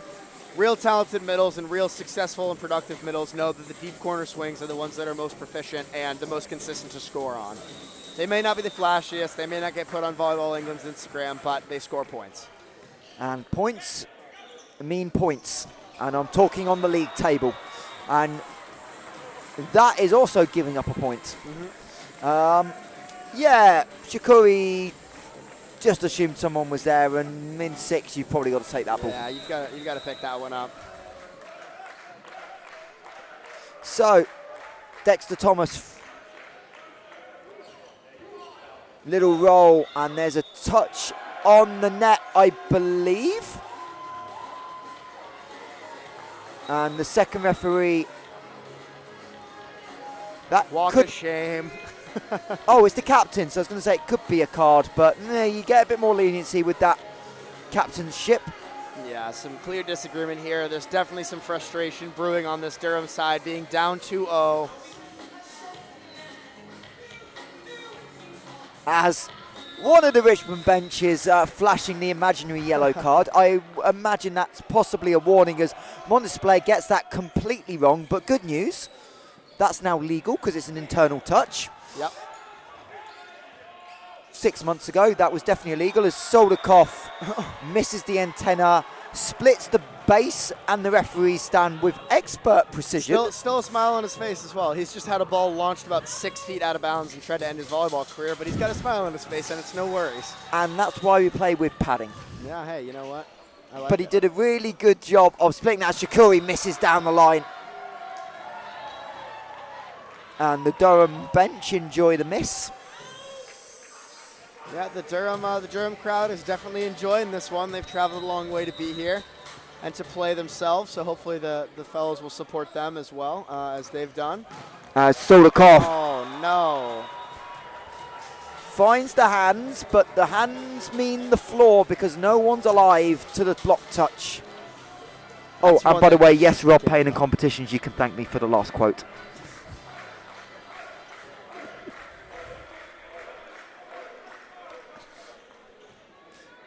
As a team formerly in the Super League may have not played without padding and may have had a 3-0 loss put onto their name last week. As Cobras gets low, good set for the middle, and Shikori with the very pro move of hitting the ball at the official and immediately going up and apologising. I'll say it. We've all been there. I've wanted to do it. I've almost done it. I've thought about it. I think it'd be more effective on a serve, though. You know, try to go outside your body and you just happen to catch the whistle directly in the one thing face. you do if you hit the official, even if it was on purpose, make it look like it was an accident. Oh, but yeah, absolutely. to be fair, his angle, I wouldn't want to be that line judge making that call. Well, I wouldn't want to be his, optometrist or whatever the word is, because that ball was out by maybe 8 or 9 inches. So I'm not sure who's doing the eye work there, but they need to reclassify their career because that was a bad call. I suppose we do have a bird's eye view, so it makes it easier to say, but nonetheless. What is a bird's eye view? Is that pancake dig? Edwards is alive, and that's a great defensive sequence for Durham off the net tape as hands by Petrie. Durham now with the chance to turn defense to offense. Kobaraz out to Monsplain, lovely digs right to Stiller too, and Shikori picks out the wide ball. See, I'll say this here with the Durham lineup right now. They're the new opposite. I don't think he's got one ball. I think he had 1 through 4 out of system. He hasn't gotten one ball. Where obviously Horsey wasn't seeing a ton of volume, but at least he was getting some action, and he was clearly producing. So I think it's one of those things where you either got to trust this guy or you got to stick with your start. Well, Sudakov forces the overpass by Edwards, and that is buried 6 feet under the Taraflex floor, and Richmond 6-4 up. I think Edwards just called a timeout for his coach. Well, you know what? If you're going to listen to anyone, why not listen to someone that's played at UCLA? Because I'll credit where credit's due. It's a good program, and he knows what he's talking about. Yeah, it's fair. I don't know, 6-4 though. I think you got to settle into the set a little bit more. I think if you get to 7-8, you're down 4 early. I think it's one of those things where if you find yourself down 2-0 and it's 22-23, you want to have someone on the service line feel a little bit of pressure. You're going to want that timeout later in the set. But we'll see. Maybe it'll be the kickstart they need to get back in this match. Because right now it's looking like it's all Richmond. Well, the party tunes are going, and there's one team in party mode right now, and that is Richmond, as they are trying to find the 3-0 victory on opening day. Let's look for a good pass here and maybe get a push ball to the middle. Let's get him involved. Well, or a miss serve. That'll work as well. The easiest answer is get out the way of the ball and pray it misses the baseline. Yeah, absolutely.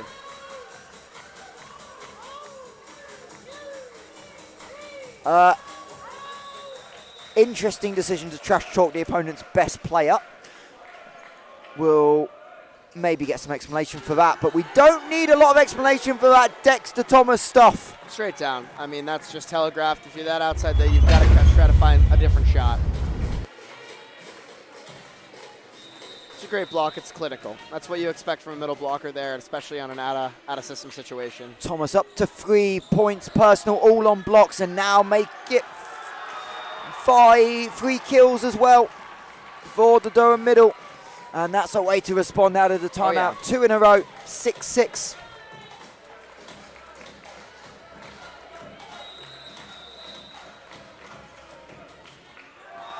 Make it 7-6 with the ace. The ball dying on Magnavikas. It was a great timeout. Guess that's why I didn't play UCLA. Well, go to UCLA. There you go. Let's see what we've got dialed up here. We've got a middle back serving now. Nice pass. Pipe ball, and it's going to be over. Stepping on the line. Size, what do we reckon? Size 10 feet from here? I would say something like that. Needed size 8. Something. He's definitely, it's definitely a bit of a momentum shift you can feel now in the air. And Richmond are going to call timeout. I like it. I like it. I mean, no choice. Out of the timeout, all the momentum flipping back the other way for the team in purple. 6-4, I believe it was.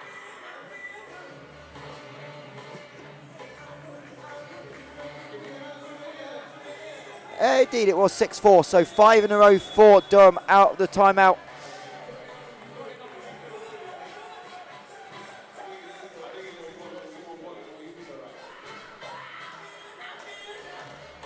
And Joel Petrie back on serve again. Shakuri takes it early. Back set. Sordakov sends that to the road.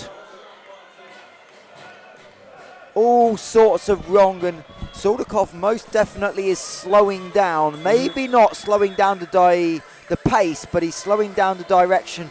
And for the first time really all game outside of the situational sub, Richmond go to the bench. The person we thought that was starting, number 16, Elias Watts, is into the game, replacing Zane Smith-Wall in the middle.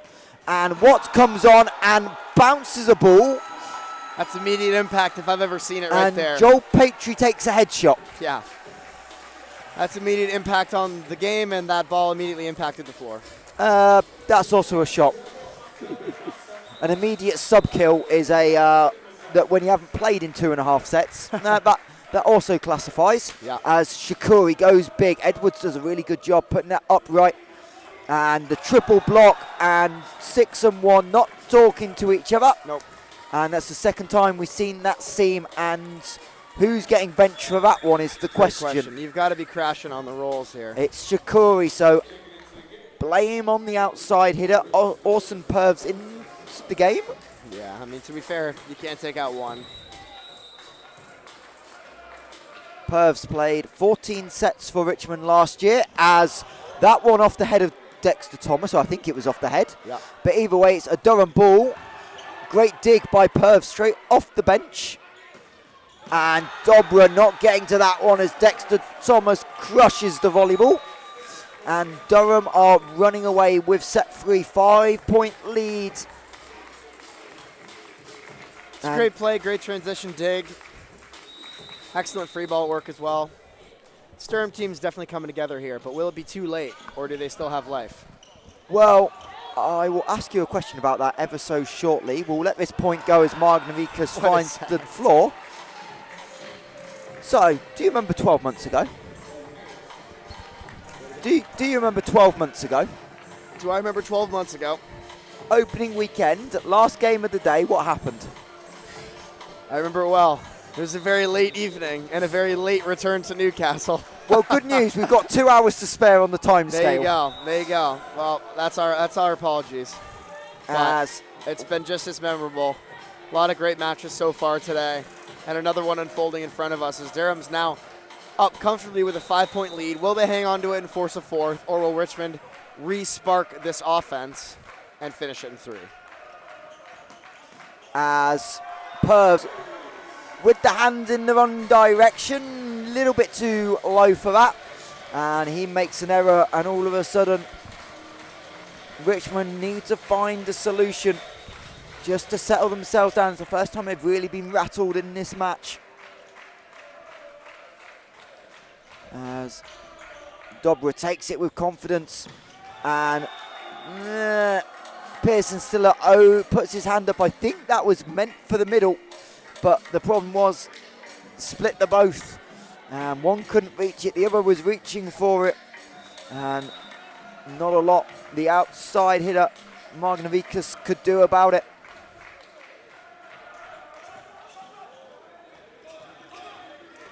And this time he lines it up, sends it halfway down the net, and I don't want to call this set over, but this set is over.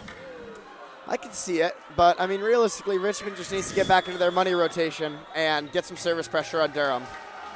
They've got momentum now, but the pass still needs to hold up. They haven't been giving them a chance to make errors. That's what Richmond's been doing the whole time. They've been letting them make the errors, and they've been playing clean ball, and they've gotten away from that, and they've started making the errors for Durham. Right. And that's a problem. Chat question. What are the current paprika levels for this Richmond side? And that's aimed at you. Excellent question. I would say they're lowering. There was definitely a lot of paprika coming sets 1 and 2. A lot of balls flying. Pause. And now it's definitely calmed down. It's, yes, let's just say it's as cold as the venue. Agreed. We'll let you work out at home how cold or warm it is here at the Sir David Wallace Sports Hall. I will say Mr. Neil Ray on to my right is still in a T-shirt. I don't quite know how. As Saldikov has to play serve-receive, and Richmond out of system and find the hands of Dexter Thomas. Yeah, I think a change here is good for Richmond. I wouldn't say it's necessarily meant for the outside there, but I think that something's got to change here. The pass is off, out of system's weak. Well, our opposite stepping into pass here. That's why it caught me off guard. It's a Saldikov pass and a Durham defense and a Matt Edwards height advantage. And into the game for the first time wearing 12, Jelani Konta. And he can't stop the Durham momentum. It's a 10-point blowout. Yeah, this is a devastating run if you're Richmond here. Now it's turned into the way where you have to start building momentum for next set rather than thinking about a 3-0 celebration. This was 6-4 Durham timeout. Mental. It is now 8-18. I quite literally could not have been more wrong about not wanting that timeout there. And what Soldakov. if we save it for later in the set? 18-8, Neil. Shut up. Nope, 19-8. Even better.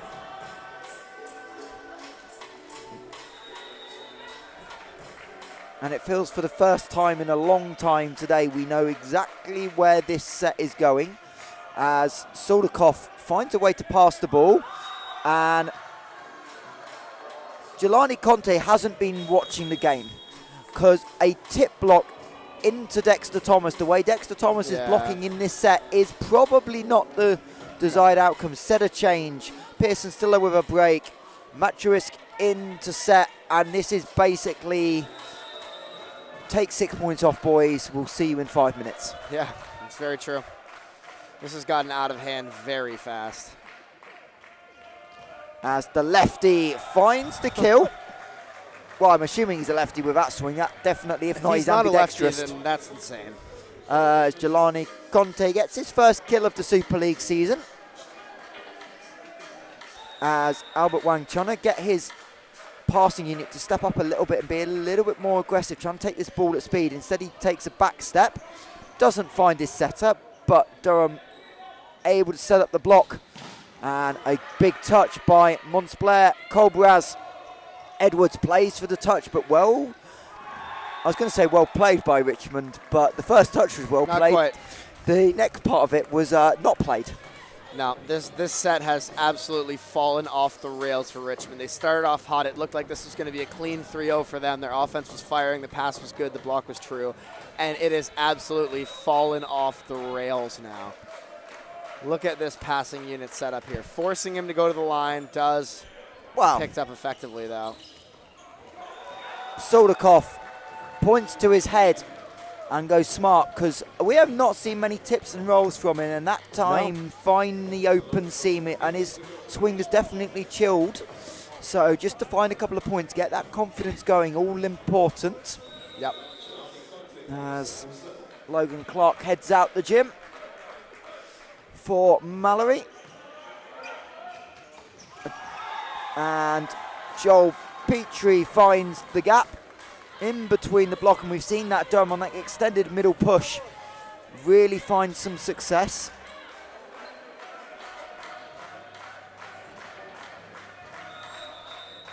The in-house scoreboard just a little bit out. It is 11-22, so doubled up with 3 points left as Elias Watts checks back into the front row.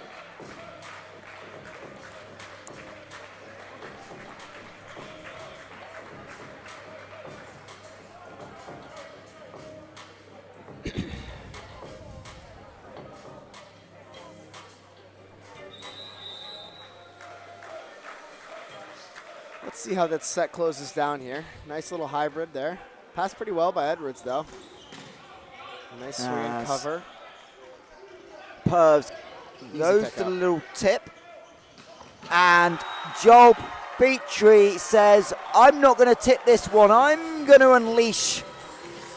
It's a great run. Let's watch it again. I mean, why wouldn't we watch that again?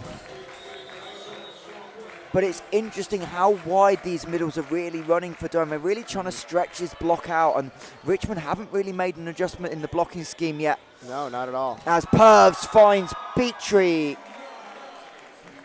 This is an absolute routing here in set 3. Nothing like what we've seen in the first 2 sets.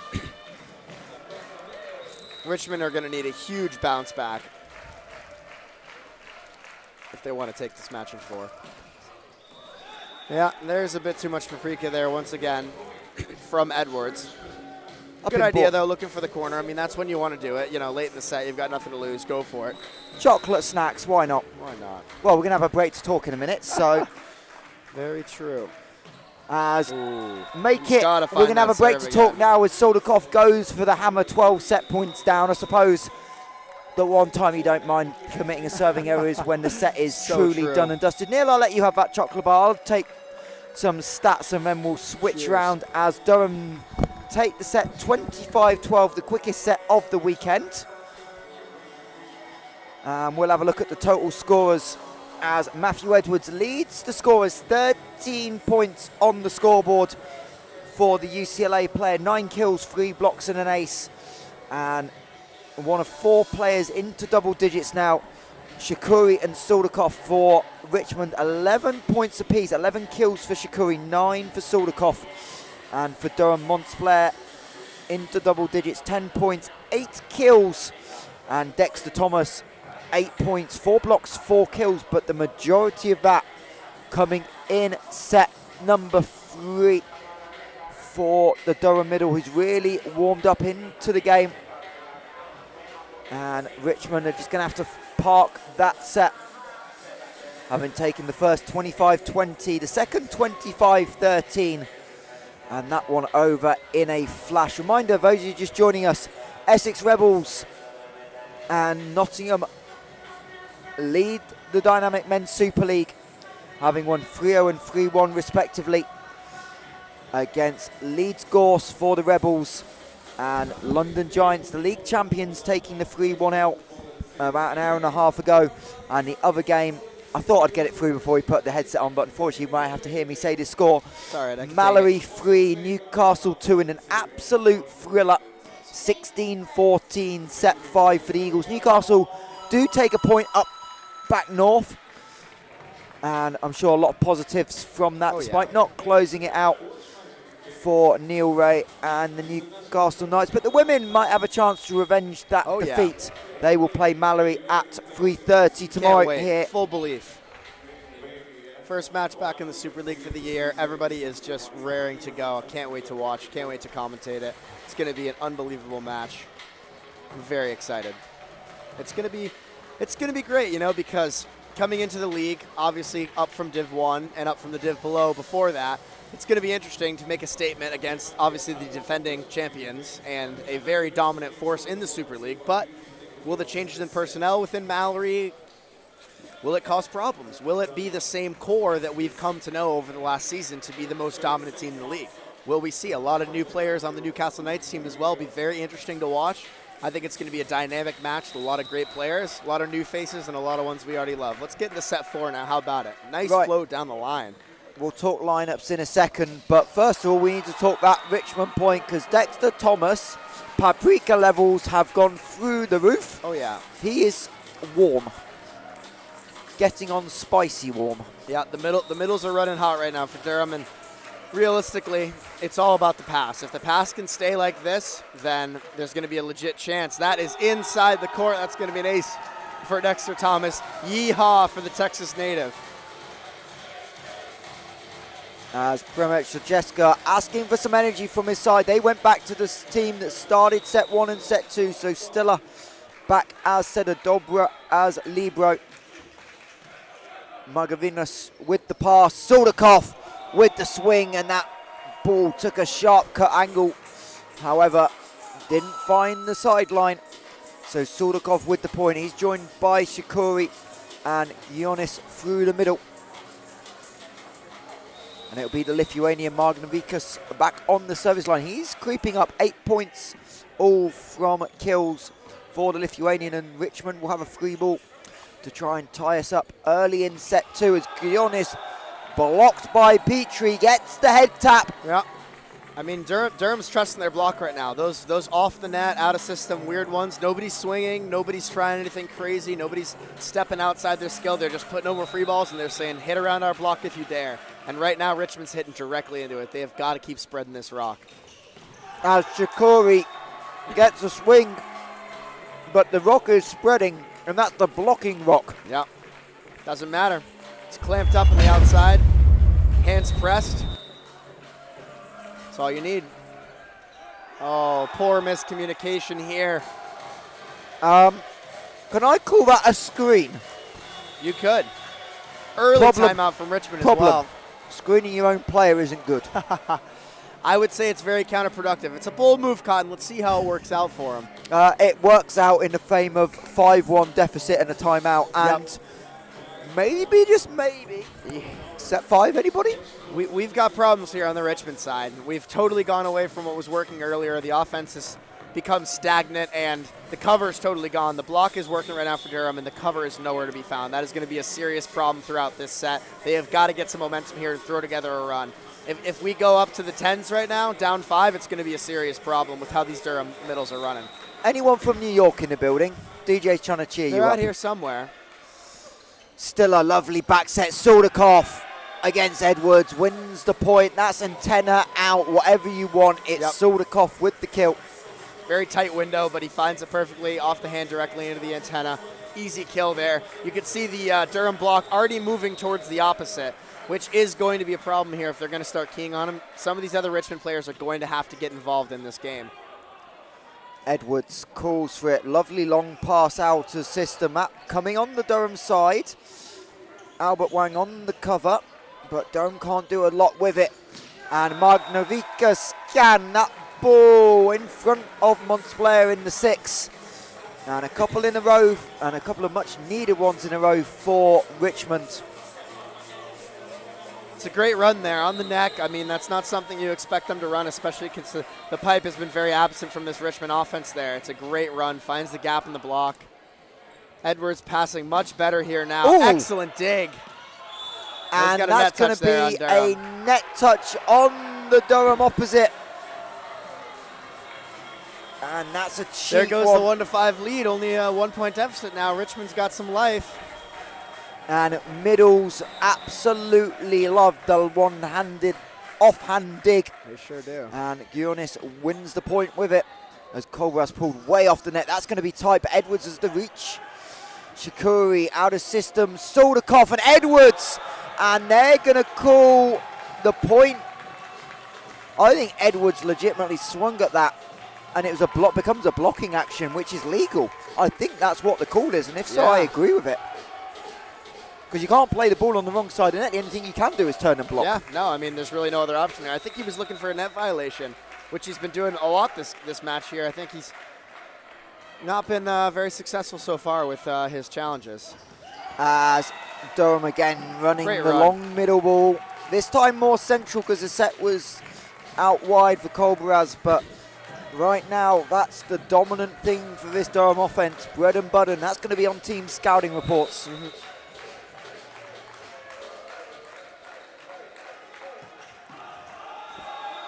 As that one fired over the baseline by Edwards. And we are 6-6. It's a good rip. Bit too much pepper jack on it.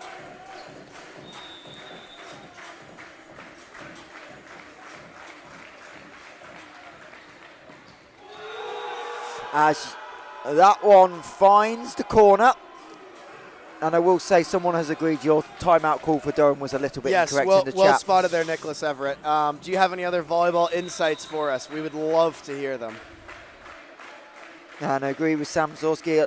Great to see English players coming through the Super League of Albert Wang. We've got the line judge saying it hit the floor right in front of us.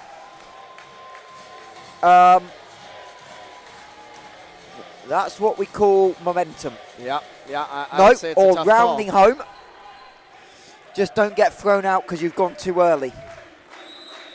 I mean, I thought it was pretty clearly down, but again, we have a bird's eye view up here, so it's a bit easier for us to call that. That one misses the baseline, but that's the one you're okay with. That makes the defenders think, and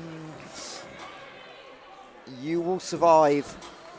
But also credit to our line judge. He was the one straight on it, right in front of us, down to the left with the pickup. As Stiller, Sudakov. I was going to say, I don't know if that went over the net, but I didn't call 4 touch, so Montpellier with the block. Yeah, I mean, I think there's definitely some discrepancies in how they want to run the 10 ball there. He's clearly saying he needs it a bit out wide and he needs to be led more. I mean, he's reaching back behind him and he's dragged way inside the court. The block had totally shifted to the outside there and then he still was able to get out and close it. So that's a problem. Shakuri gets it past the left mitt of Dexter Thomas. Not enough press. And it might be time to start pressing the scoreboard button again. Very true. Very close fourth set here. Interesting to see how it's shaken out. Richmond definitely have some more life in them after the last set. Big hands by Elias Watts. Cobras goes to the bump set. Durham having to wait on it. And Magnavikas into the block. Great first touch. Edwards chasing it down. Free ball Docklands. And Shakuri beats Edwards. That was very close to the 3 meter line. I actually thought he might get called for it from up here.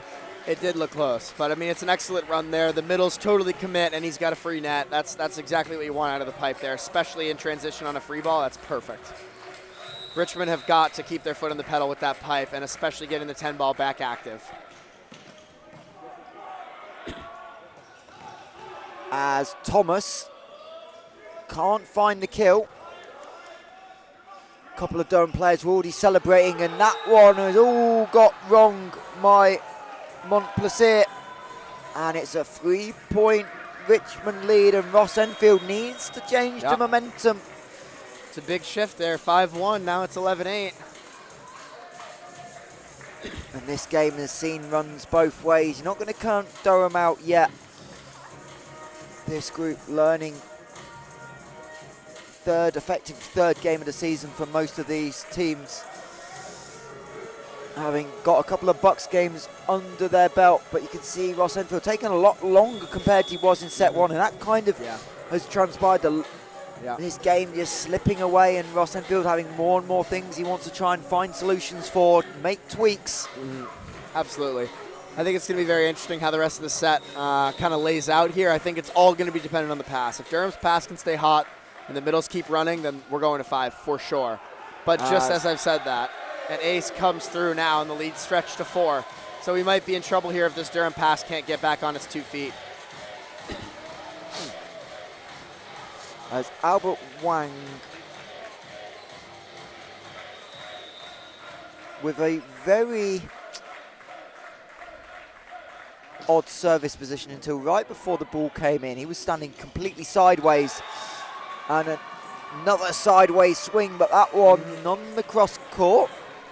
It's a great coffin corner shot there. If you're an outside, you've got to have that in your arsenal if you want to succeed at a high level.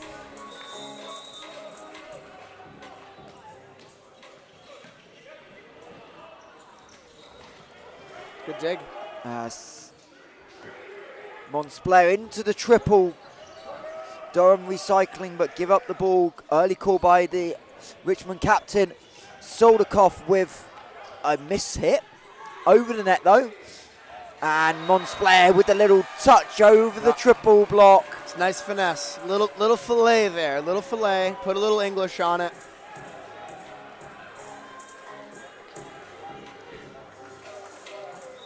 And the gap down to 2.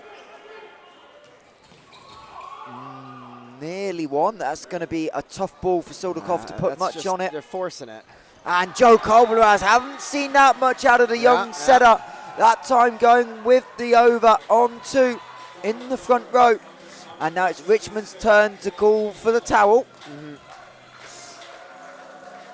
Let's get a bit of a slowage here. Richmond are going to need a reset now as their 4-point lead has evaporated. Nice dump there from Kovalars. And I will say the one person we haven't really given a lot of credit to, but's definitely grown into this game, is the the opposite that came off the bench, Amir Sapnica. He's really just started to make some strides and affect this game, but he's not affecting that ball. If he gets that ball every time, there's nobody stopping him. I mean, that's the speed, that's the tempo, and that's the location that you want. You can attack the gap without getting hung up on the inside and drawing the second blocker.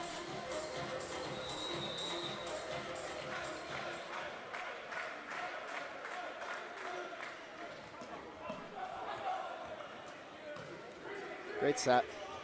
As Montplaisir plays for the block touch, but that ball just not getting off the net. No, you got to pull that one off there and reset there. If you're a cover, you got to pull that off and get it high. Give your hitter some time to get under it, reset, and think about what they're doing. As the lead's back up to 3 now.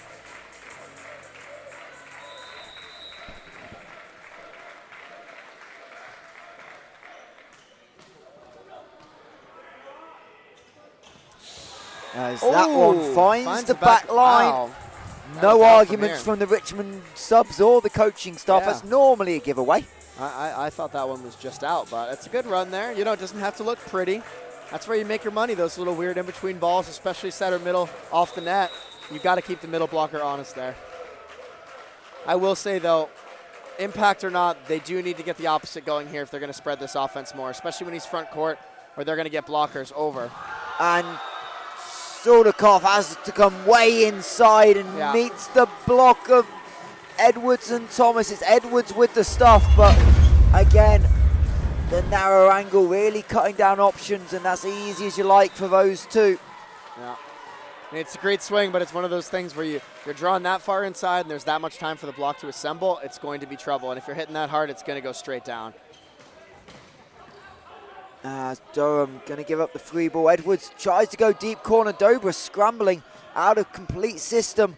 And Magnavitis tries to run inside it, and it's 14 apiece, and I think the timeout may be one more point coming. And the timeout's coming, surely. Richmond is clearly scrambling right now. They've got to get this out of this rotation. The 10's not running. Passes, trouble.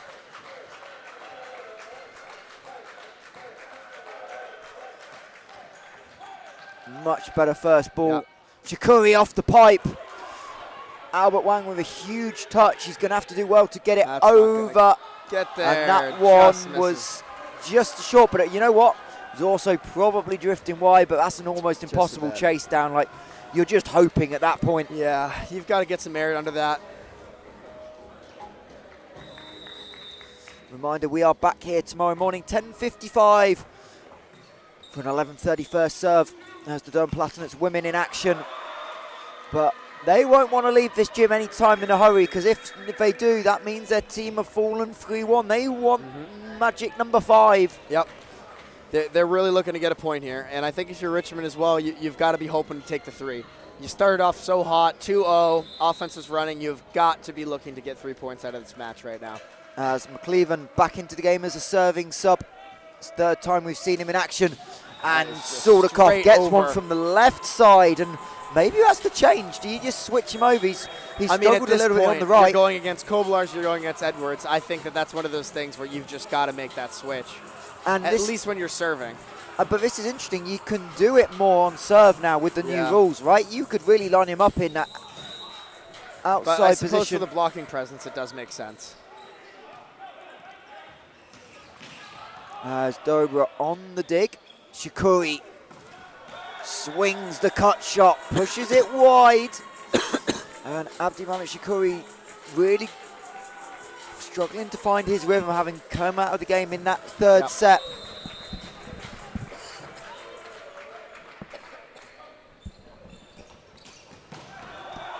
And I think that's wide of the court.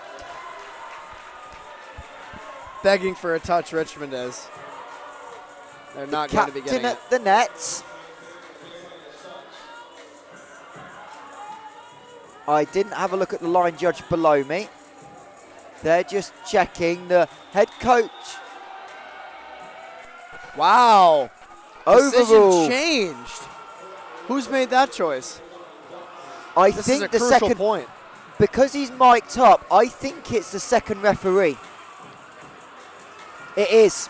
Second referee at the net called it. Okay, has interesting. called it, and obviously, again, the advantage of the referees being mic'd up, they can communicate with each other.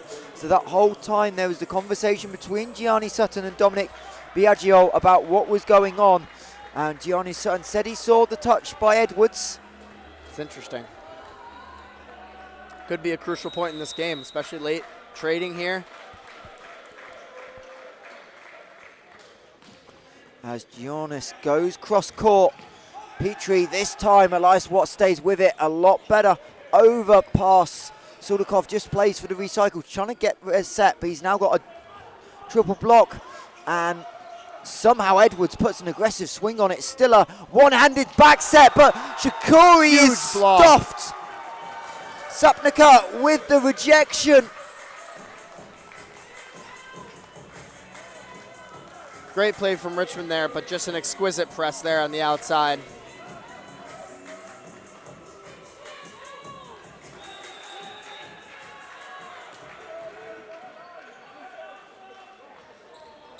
Surdakov beats Edwards on the cross court. Too much for him. Now right here is where this set can be won or lost. If we see another run here, remnant of the first and second set, then this game could get out of hand. But if he puts a hole in the wall like he's done in the last set, then this could get dicey. I wonder, do you just take a little bit off this and go for ball in play? We'll have a quick... I don't know. I don't know if you do. I think Durham's middles are running too well to put in a roll shot right now. But he's got 6 service errors to 3 aces. Yeah. Indeed, he takes it off. Let's see if it works out. Okay, we get a dig. Dogwood with the dig. Another ball for Durham to attack Montsplair. Good dig. Shakuri against the double. Little touch by Petrie. Wang takes it away from Edwards. And that's out. The change in serve works. A long rally, and Richmond seem to be winning a lot of these long rallies today. Durham timeout. I'm not going to comment on it in case I get made fun of by the keyboard warriors for my lack of timeout ball knowledge, but we'll see how it shakes out here. 2-point lead for Richmond in the elimination set. Can Durham respond with a short run here?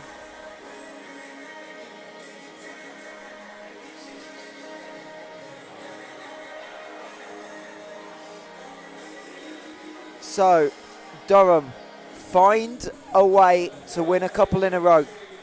Get off the Soldakov serve. You've now got him trapped in the back row. Yeah.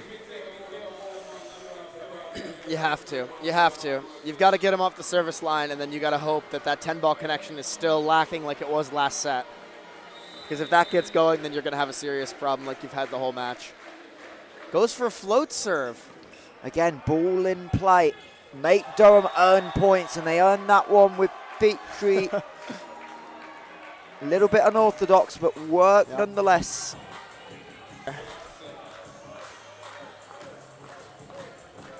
Maybe not the style of volleyball that he is accustomed to.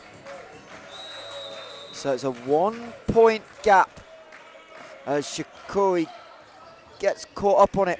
Joust at the net. Richmond are going to come down with possession of the ball. Kobaraz makes the diving play. Good dig. Marginovica's right place, right time, and Soldakov misses.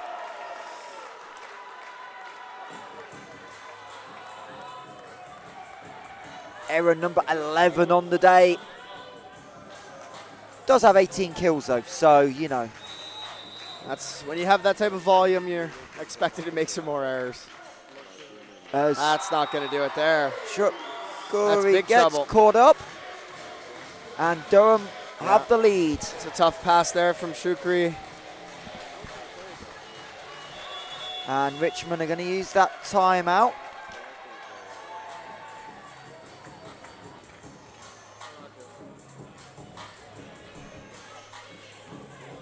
And all of a sudden, this game just takes another page in the chapter book.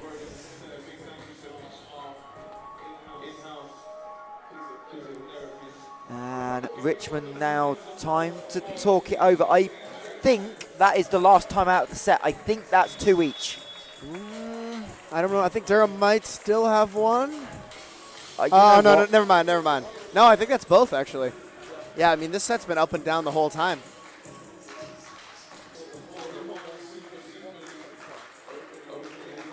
Yeah, I think that's both timeouts on both sides spent. That's a brutal miss there under the net. Is that a fine up north? That's for me back home. You got to get donuts for everybody on the team. I know some clubs run it under the net fine. That might be making the misplays of the day. Yeah. Right back at you. I suppose it doesn't matter how bad the error is if you have an error cancelled out by a service error. Fair. And it looks like we're going to have a serving sub for Durham. Zach Chu, who is not wearing his normal jersey. We established this all of about an hour and 20 minutes ago. Is in as a serving sub. Let's see what he does here. First time on court in this match and a crucial part of the game here. Are the lights too bright? No, they're not. And he aces them. The lights are not too bright. They're just bright enough as he is enveloped by the Durham Zach Chu, the Cal Poly graduate, playing along with his college teammate Joel Petrie. Not quite on court together with the rotation, but Shakuri out. Awesome Pervs back in. And Durham have a 2-point lead. 22-20. Set 4, trying to force a 5th set tie break as Another great Dobra. serve. Montspler on the one-on-one isolation on the setter, the outside hitter's dream. Yep. And for the first time, I think it's almost confident to say a point each with one up for grabs is coming our way. Another towel break. I see it, but crazier things have happened. Oh, most definitely.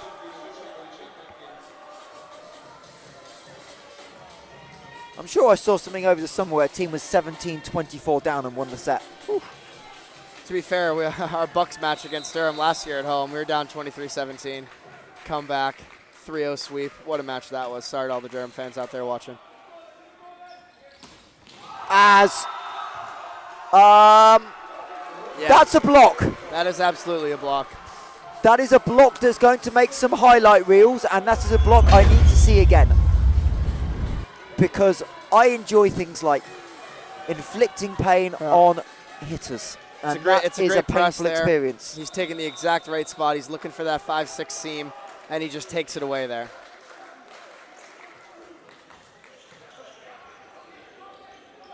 Sudakov There he is. on the cross court gets a confidence builder going in to the tiebreak most likely.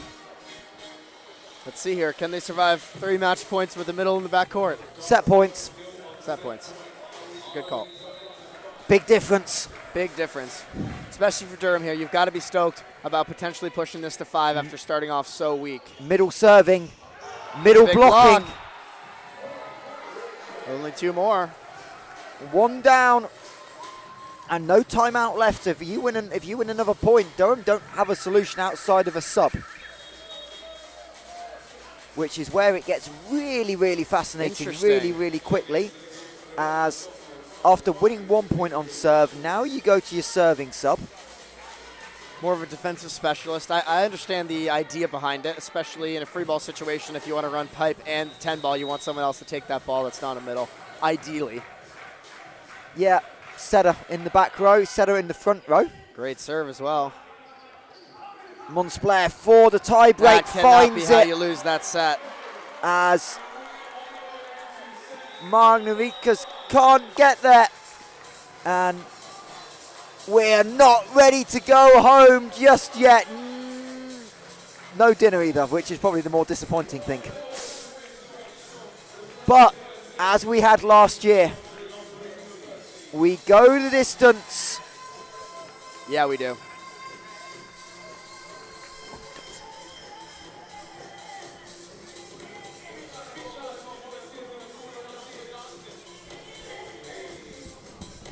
As Matthew Edwards nearly forgot his duties as captain.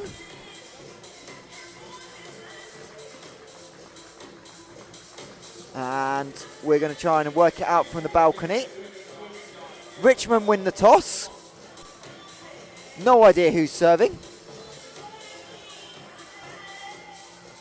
Think Durham might be serving, but we will double check that. And let us know your thoughts in the chat. We'll open it up. Set 5 predictions. Where is this going? Are we getting the first reverse sweep of the season? Or will Richmond find a way to be resilient and claim the extra bonus point on offer? Both teams leaving here with 1 point. And I believe we also run that through the poll as well. Appreciate all 230 of you joining us in the live stream. I believe the new poll has just gone up. So let us know your set 5 comments, any MVP predictions as well.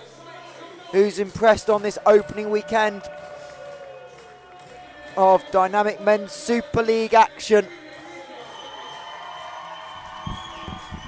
As Seven Nation Army belts around Sir Davis Wallace Sports Hall.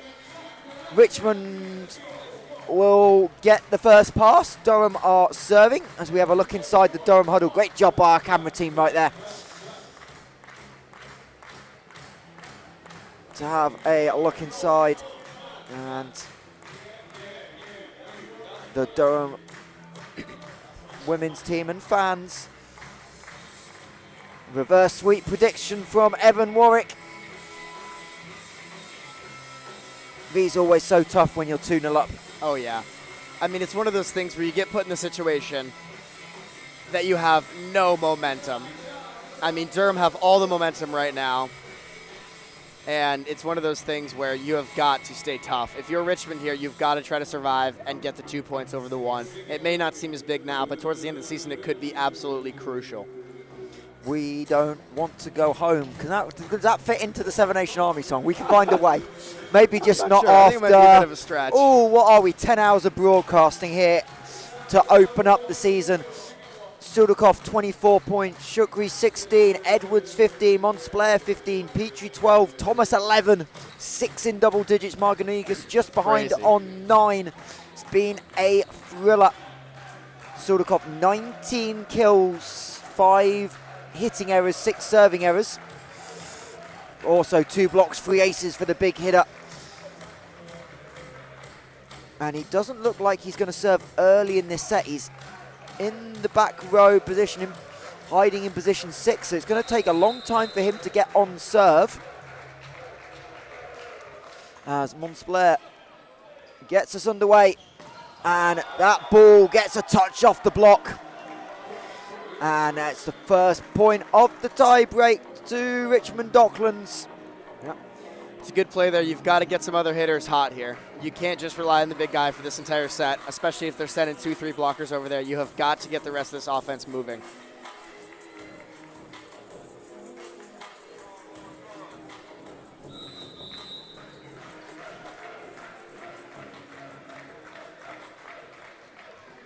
So Stiller, Edwards on the tight cut.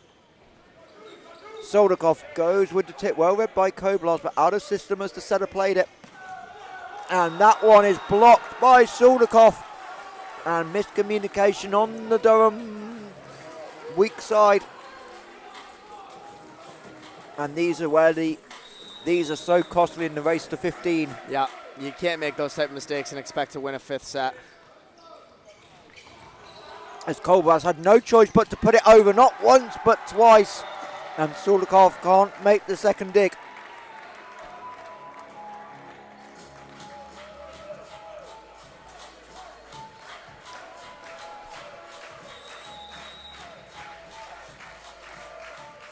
So Dexter Thomas, the middle, into the net.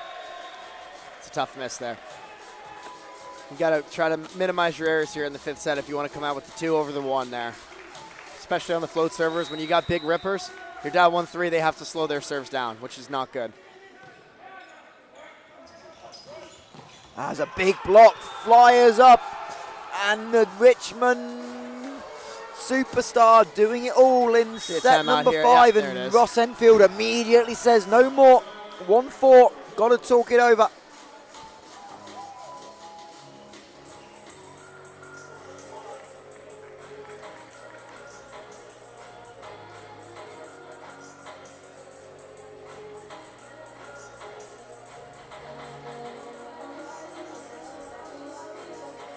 As my podcast host tries to give me some stick, forgetting that my bold prediction had was for the Mari Women's Super League. So this, if it's a reverse sweep, does not count towards my prediction totals.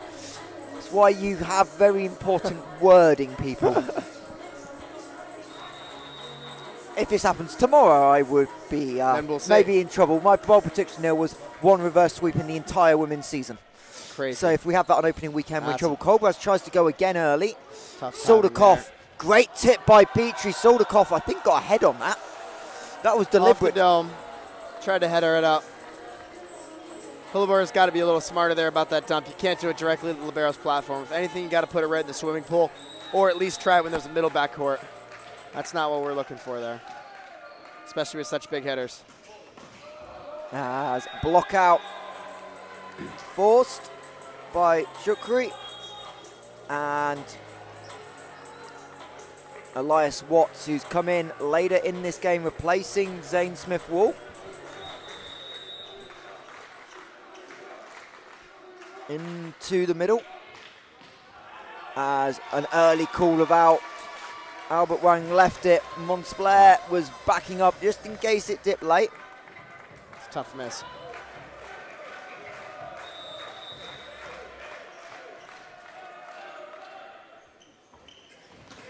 As the pipe attack is shut down. We haven't seen Durham run much through the middle pipe.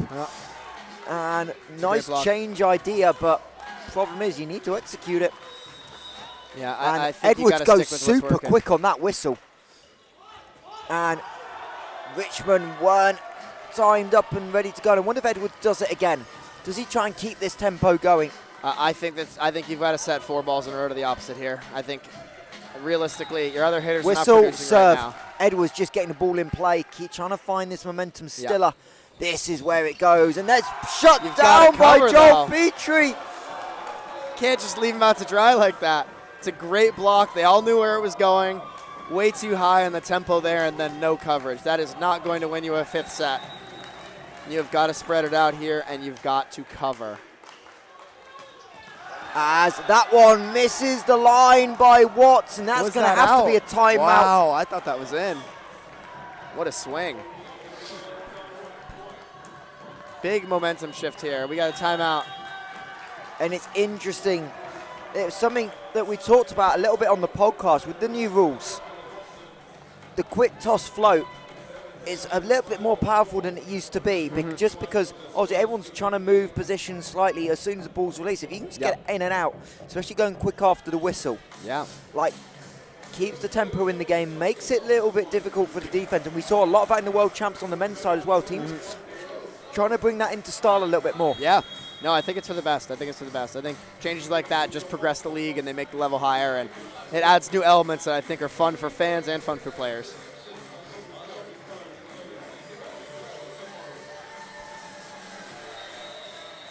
As Edwards out the timeout. Dobra. Cobras with the great dig, unconventional. But that one into the back row. Touch is called off the block. Matthew Edwards is not happy. I don't know. I thought he might have got a touch there. I thought he did, right? We had an immediate call down there from the he was pretty certain. The down judge, as we want to call it, if we want to put the American term on it, but our line judge in the corner, he had an immediate signal. But the way Durham reacted, I don't know. maybe suggest it wasn't there. I don't know. It was definitely close. Put it this way, it would definitely be being challenged either way if this was the VNL. Absolutely. That's a big point, though. 3-point lead, now it's a 1-point lead. That's a huge point. As we are all but midway through the set. Reminder, first team to 8, we change ends.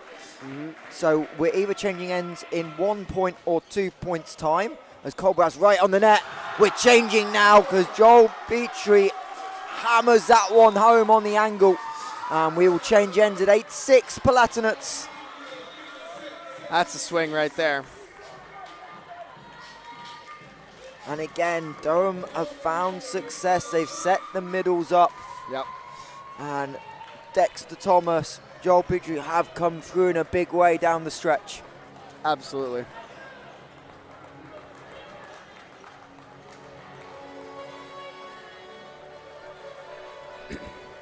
As the final countdown blares down. It's not quite the final point yet, but we are in crunch time. As that one just misses the sideline. Ross Enfield confirms it did not miss by much. That is a brave leave. Oh, they've reversed the call. That's I bold. thought that one was in. That's bold when the coach says this much. Yeah. Great spot there. Huge. Huge performance here. So, got to reverse it on the scoreboard. 9-6. And Joel Petrie, who's come up big in this 5th set. 4 points already. Shakuri, Petrie on the defense. Free ball, Richmond. Stiller, Watts blocked. Stiller gets a touch to it. Stolikov can't get there. Barrel rolls under the net, and Durham are 5 points away from the reverse. And another substitution. Watts out. Smith Wall, who started this game, back in. What an electric final match we've got here. Wow. Unbelievable game unfolding from Petrie here. He's got 17 points right now. Out of nowhere.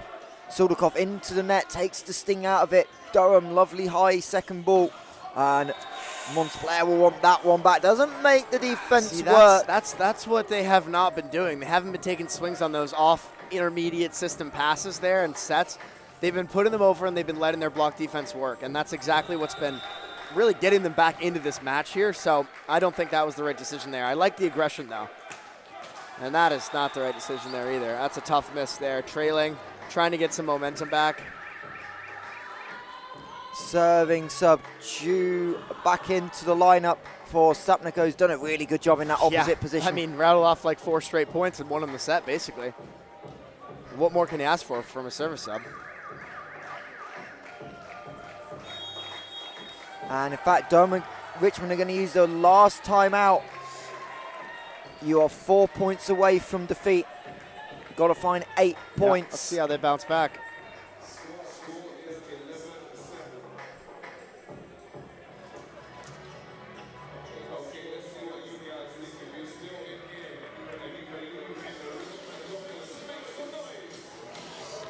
As we are most definitely not halfway there. We are most definitely 98% of the way there through. Well, I suppose technically after this game we are halfway through the weekend. There you go. There you go. That's there. Right, We go.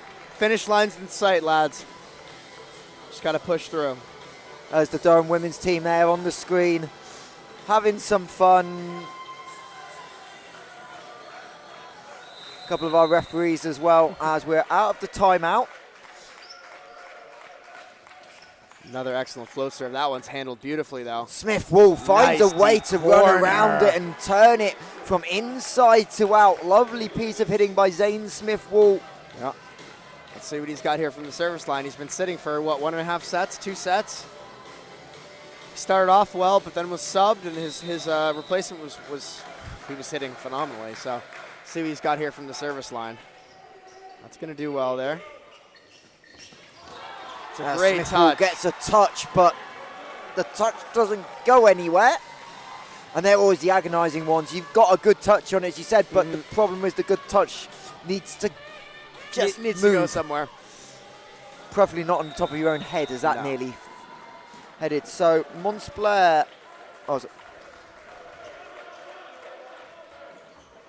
And an ace! A huge net touch at the right time for Montplaisir, and he moves on to 17 points. There's a stack of them at 17. Crazy.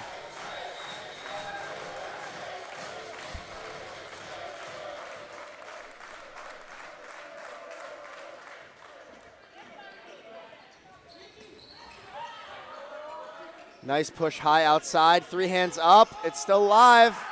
And That you one's can gonna chase go around out. the net and go get that. Yeah, you can. It's You've got to have some 13-8, heart that's and the go for first it. touch. I don't think... This did Richmond it? side's Maybe defeated. it crossed inside the antenna, actually. Let's be... This Richmond side is defeated here. And it's 6 match points. It's worth 1 point in the standings, but we never know how important that might be come March. Suldakov. That's a Mark clear net touch Navikas, there, and that's from going to be a Thomas. net touch on the block by the setter Joe Colbras.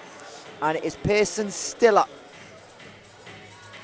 Trying to find a way to pull off a miracle. 14-9.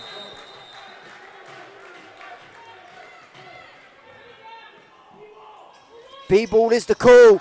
And Dexter Thomas finds the gap and wins the game for Durham. Huge reverse sweep.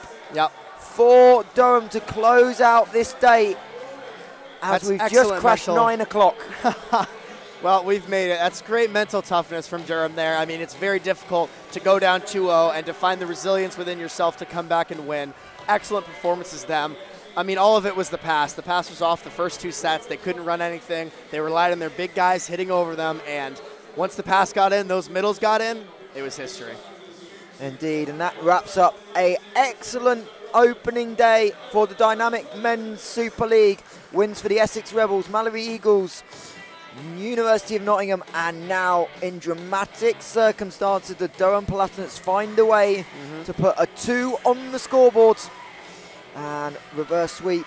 And we'll have a look at some of the final stats before we bring up someone for a post-game interview. Artemi Suldakov, 27 points, 20 kills. Did total up 12 errors, but also had 7 points through blocks and aces. And I mean, what an incredible match from him. Obviously, carrying a lot of the workload here. I think as this Richmond side progresses, the rest of their offense will become more involved. He was the clear go-to guy today, and Durham keyed in on that. I think other Super League sides will see that for sure.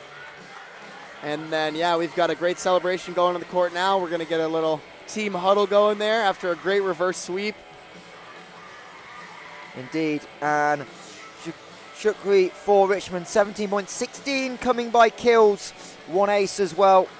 And Magnavikas getting into double digits in the end, 10 kills for the Lithuanian outside, who had a really solid game, but that's the problem for Richmond. You now look at that, there's no more depth in scoring. Yeah. Nothing really from the middles, and that's something that they will definitely have a chat about and move forward. As for Durham, absolutely. The middles really dominating the second half of the game. Dexter Thomas ends with 14 points, 8 kills, 5 blocks. Edwards with 15 points. Montpellier with 16. Petrie with 17. And that Durham block we talked about in the pre-game was what really came through a lot down the end. Combined 15 points through blocks just for Petrie, Edwards and Thomas, and that's something that all the Super League teams are going to have to find a way to deal with. Oh yeah, absolutely. It's going to be very interesting to see how this team kind of shapes throughout the rest of the season. So once again, we've seen they're very raw. They have a lot of room to grow, but this is a great step for them. This is a great statement for them as a program, absolutely. I will let you go get ready for our post-game interview, Neil, as we bring in our game MVP. And we are back tomorrow for Mari Women's Super League opening day. We'll be back live on air at 10:55, 11:30 first service. The Durham Palatinates women will take that momentum from the men's team to take on Dark Star Derbyshire. And I'll now throw it over to Neil with our game MVP. All right, ladies and gentlemen, we've got another MVP for you, Joel Petrie. An unbelievable reverse sweep we've just witnessed here. Joel, first thoughts. What's going through your mind? It was crazy. It was a crazy game. I owe it all to the boys. And after the second set, that third set was phenomenal. It was great. Our blocking was fantastic. It just felt so good with our new team. All the boys in the front row. The boys are gelling, man. Hammering on the blocks. It was awesome. I love it, dude. Yeah, Hey, yeah. 4 for 8 in that fifth set. Tell me about that feeling, performing in the most important part of the game. I don't know. I don't even know. I was in the moment. I was locked in. It was all the boys for me. Like, it wasn't any me. It was all my team, my coaches. It was great. That's fair. We've got a selfless king here, but he's still our MVP today. Congrats on the win. Good luck the rest of the season, all right? Thank you, thank you.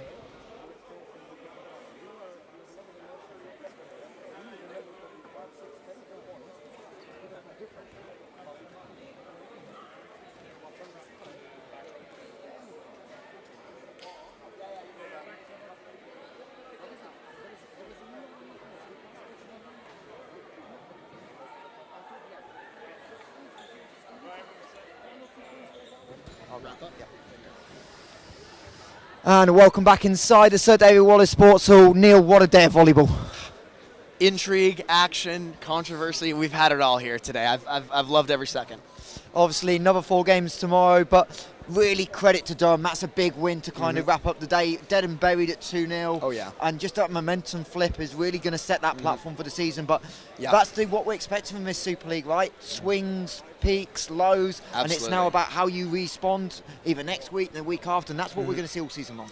Couldn't agree more. I think it was an excellent day. I think we showcased a lot of great athletes, new and returning. It's one of those things where these teams are only going to get better. So if this is the starting point, the sky's the limit for this season, the Super League.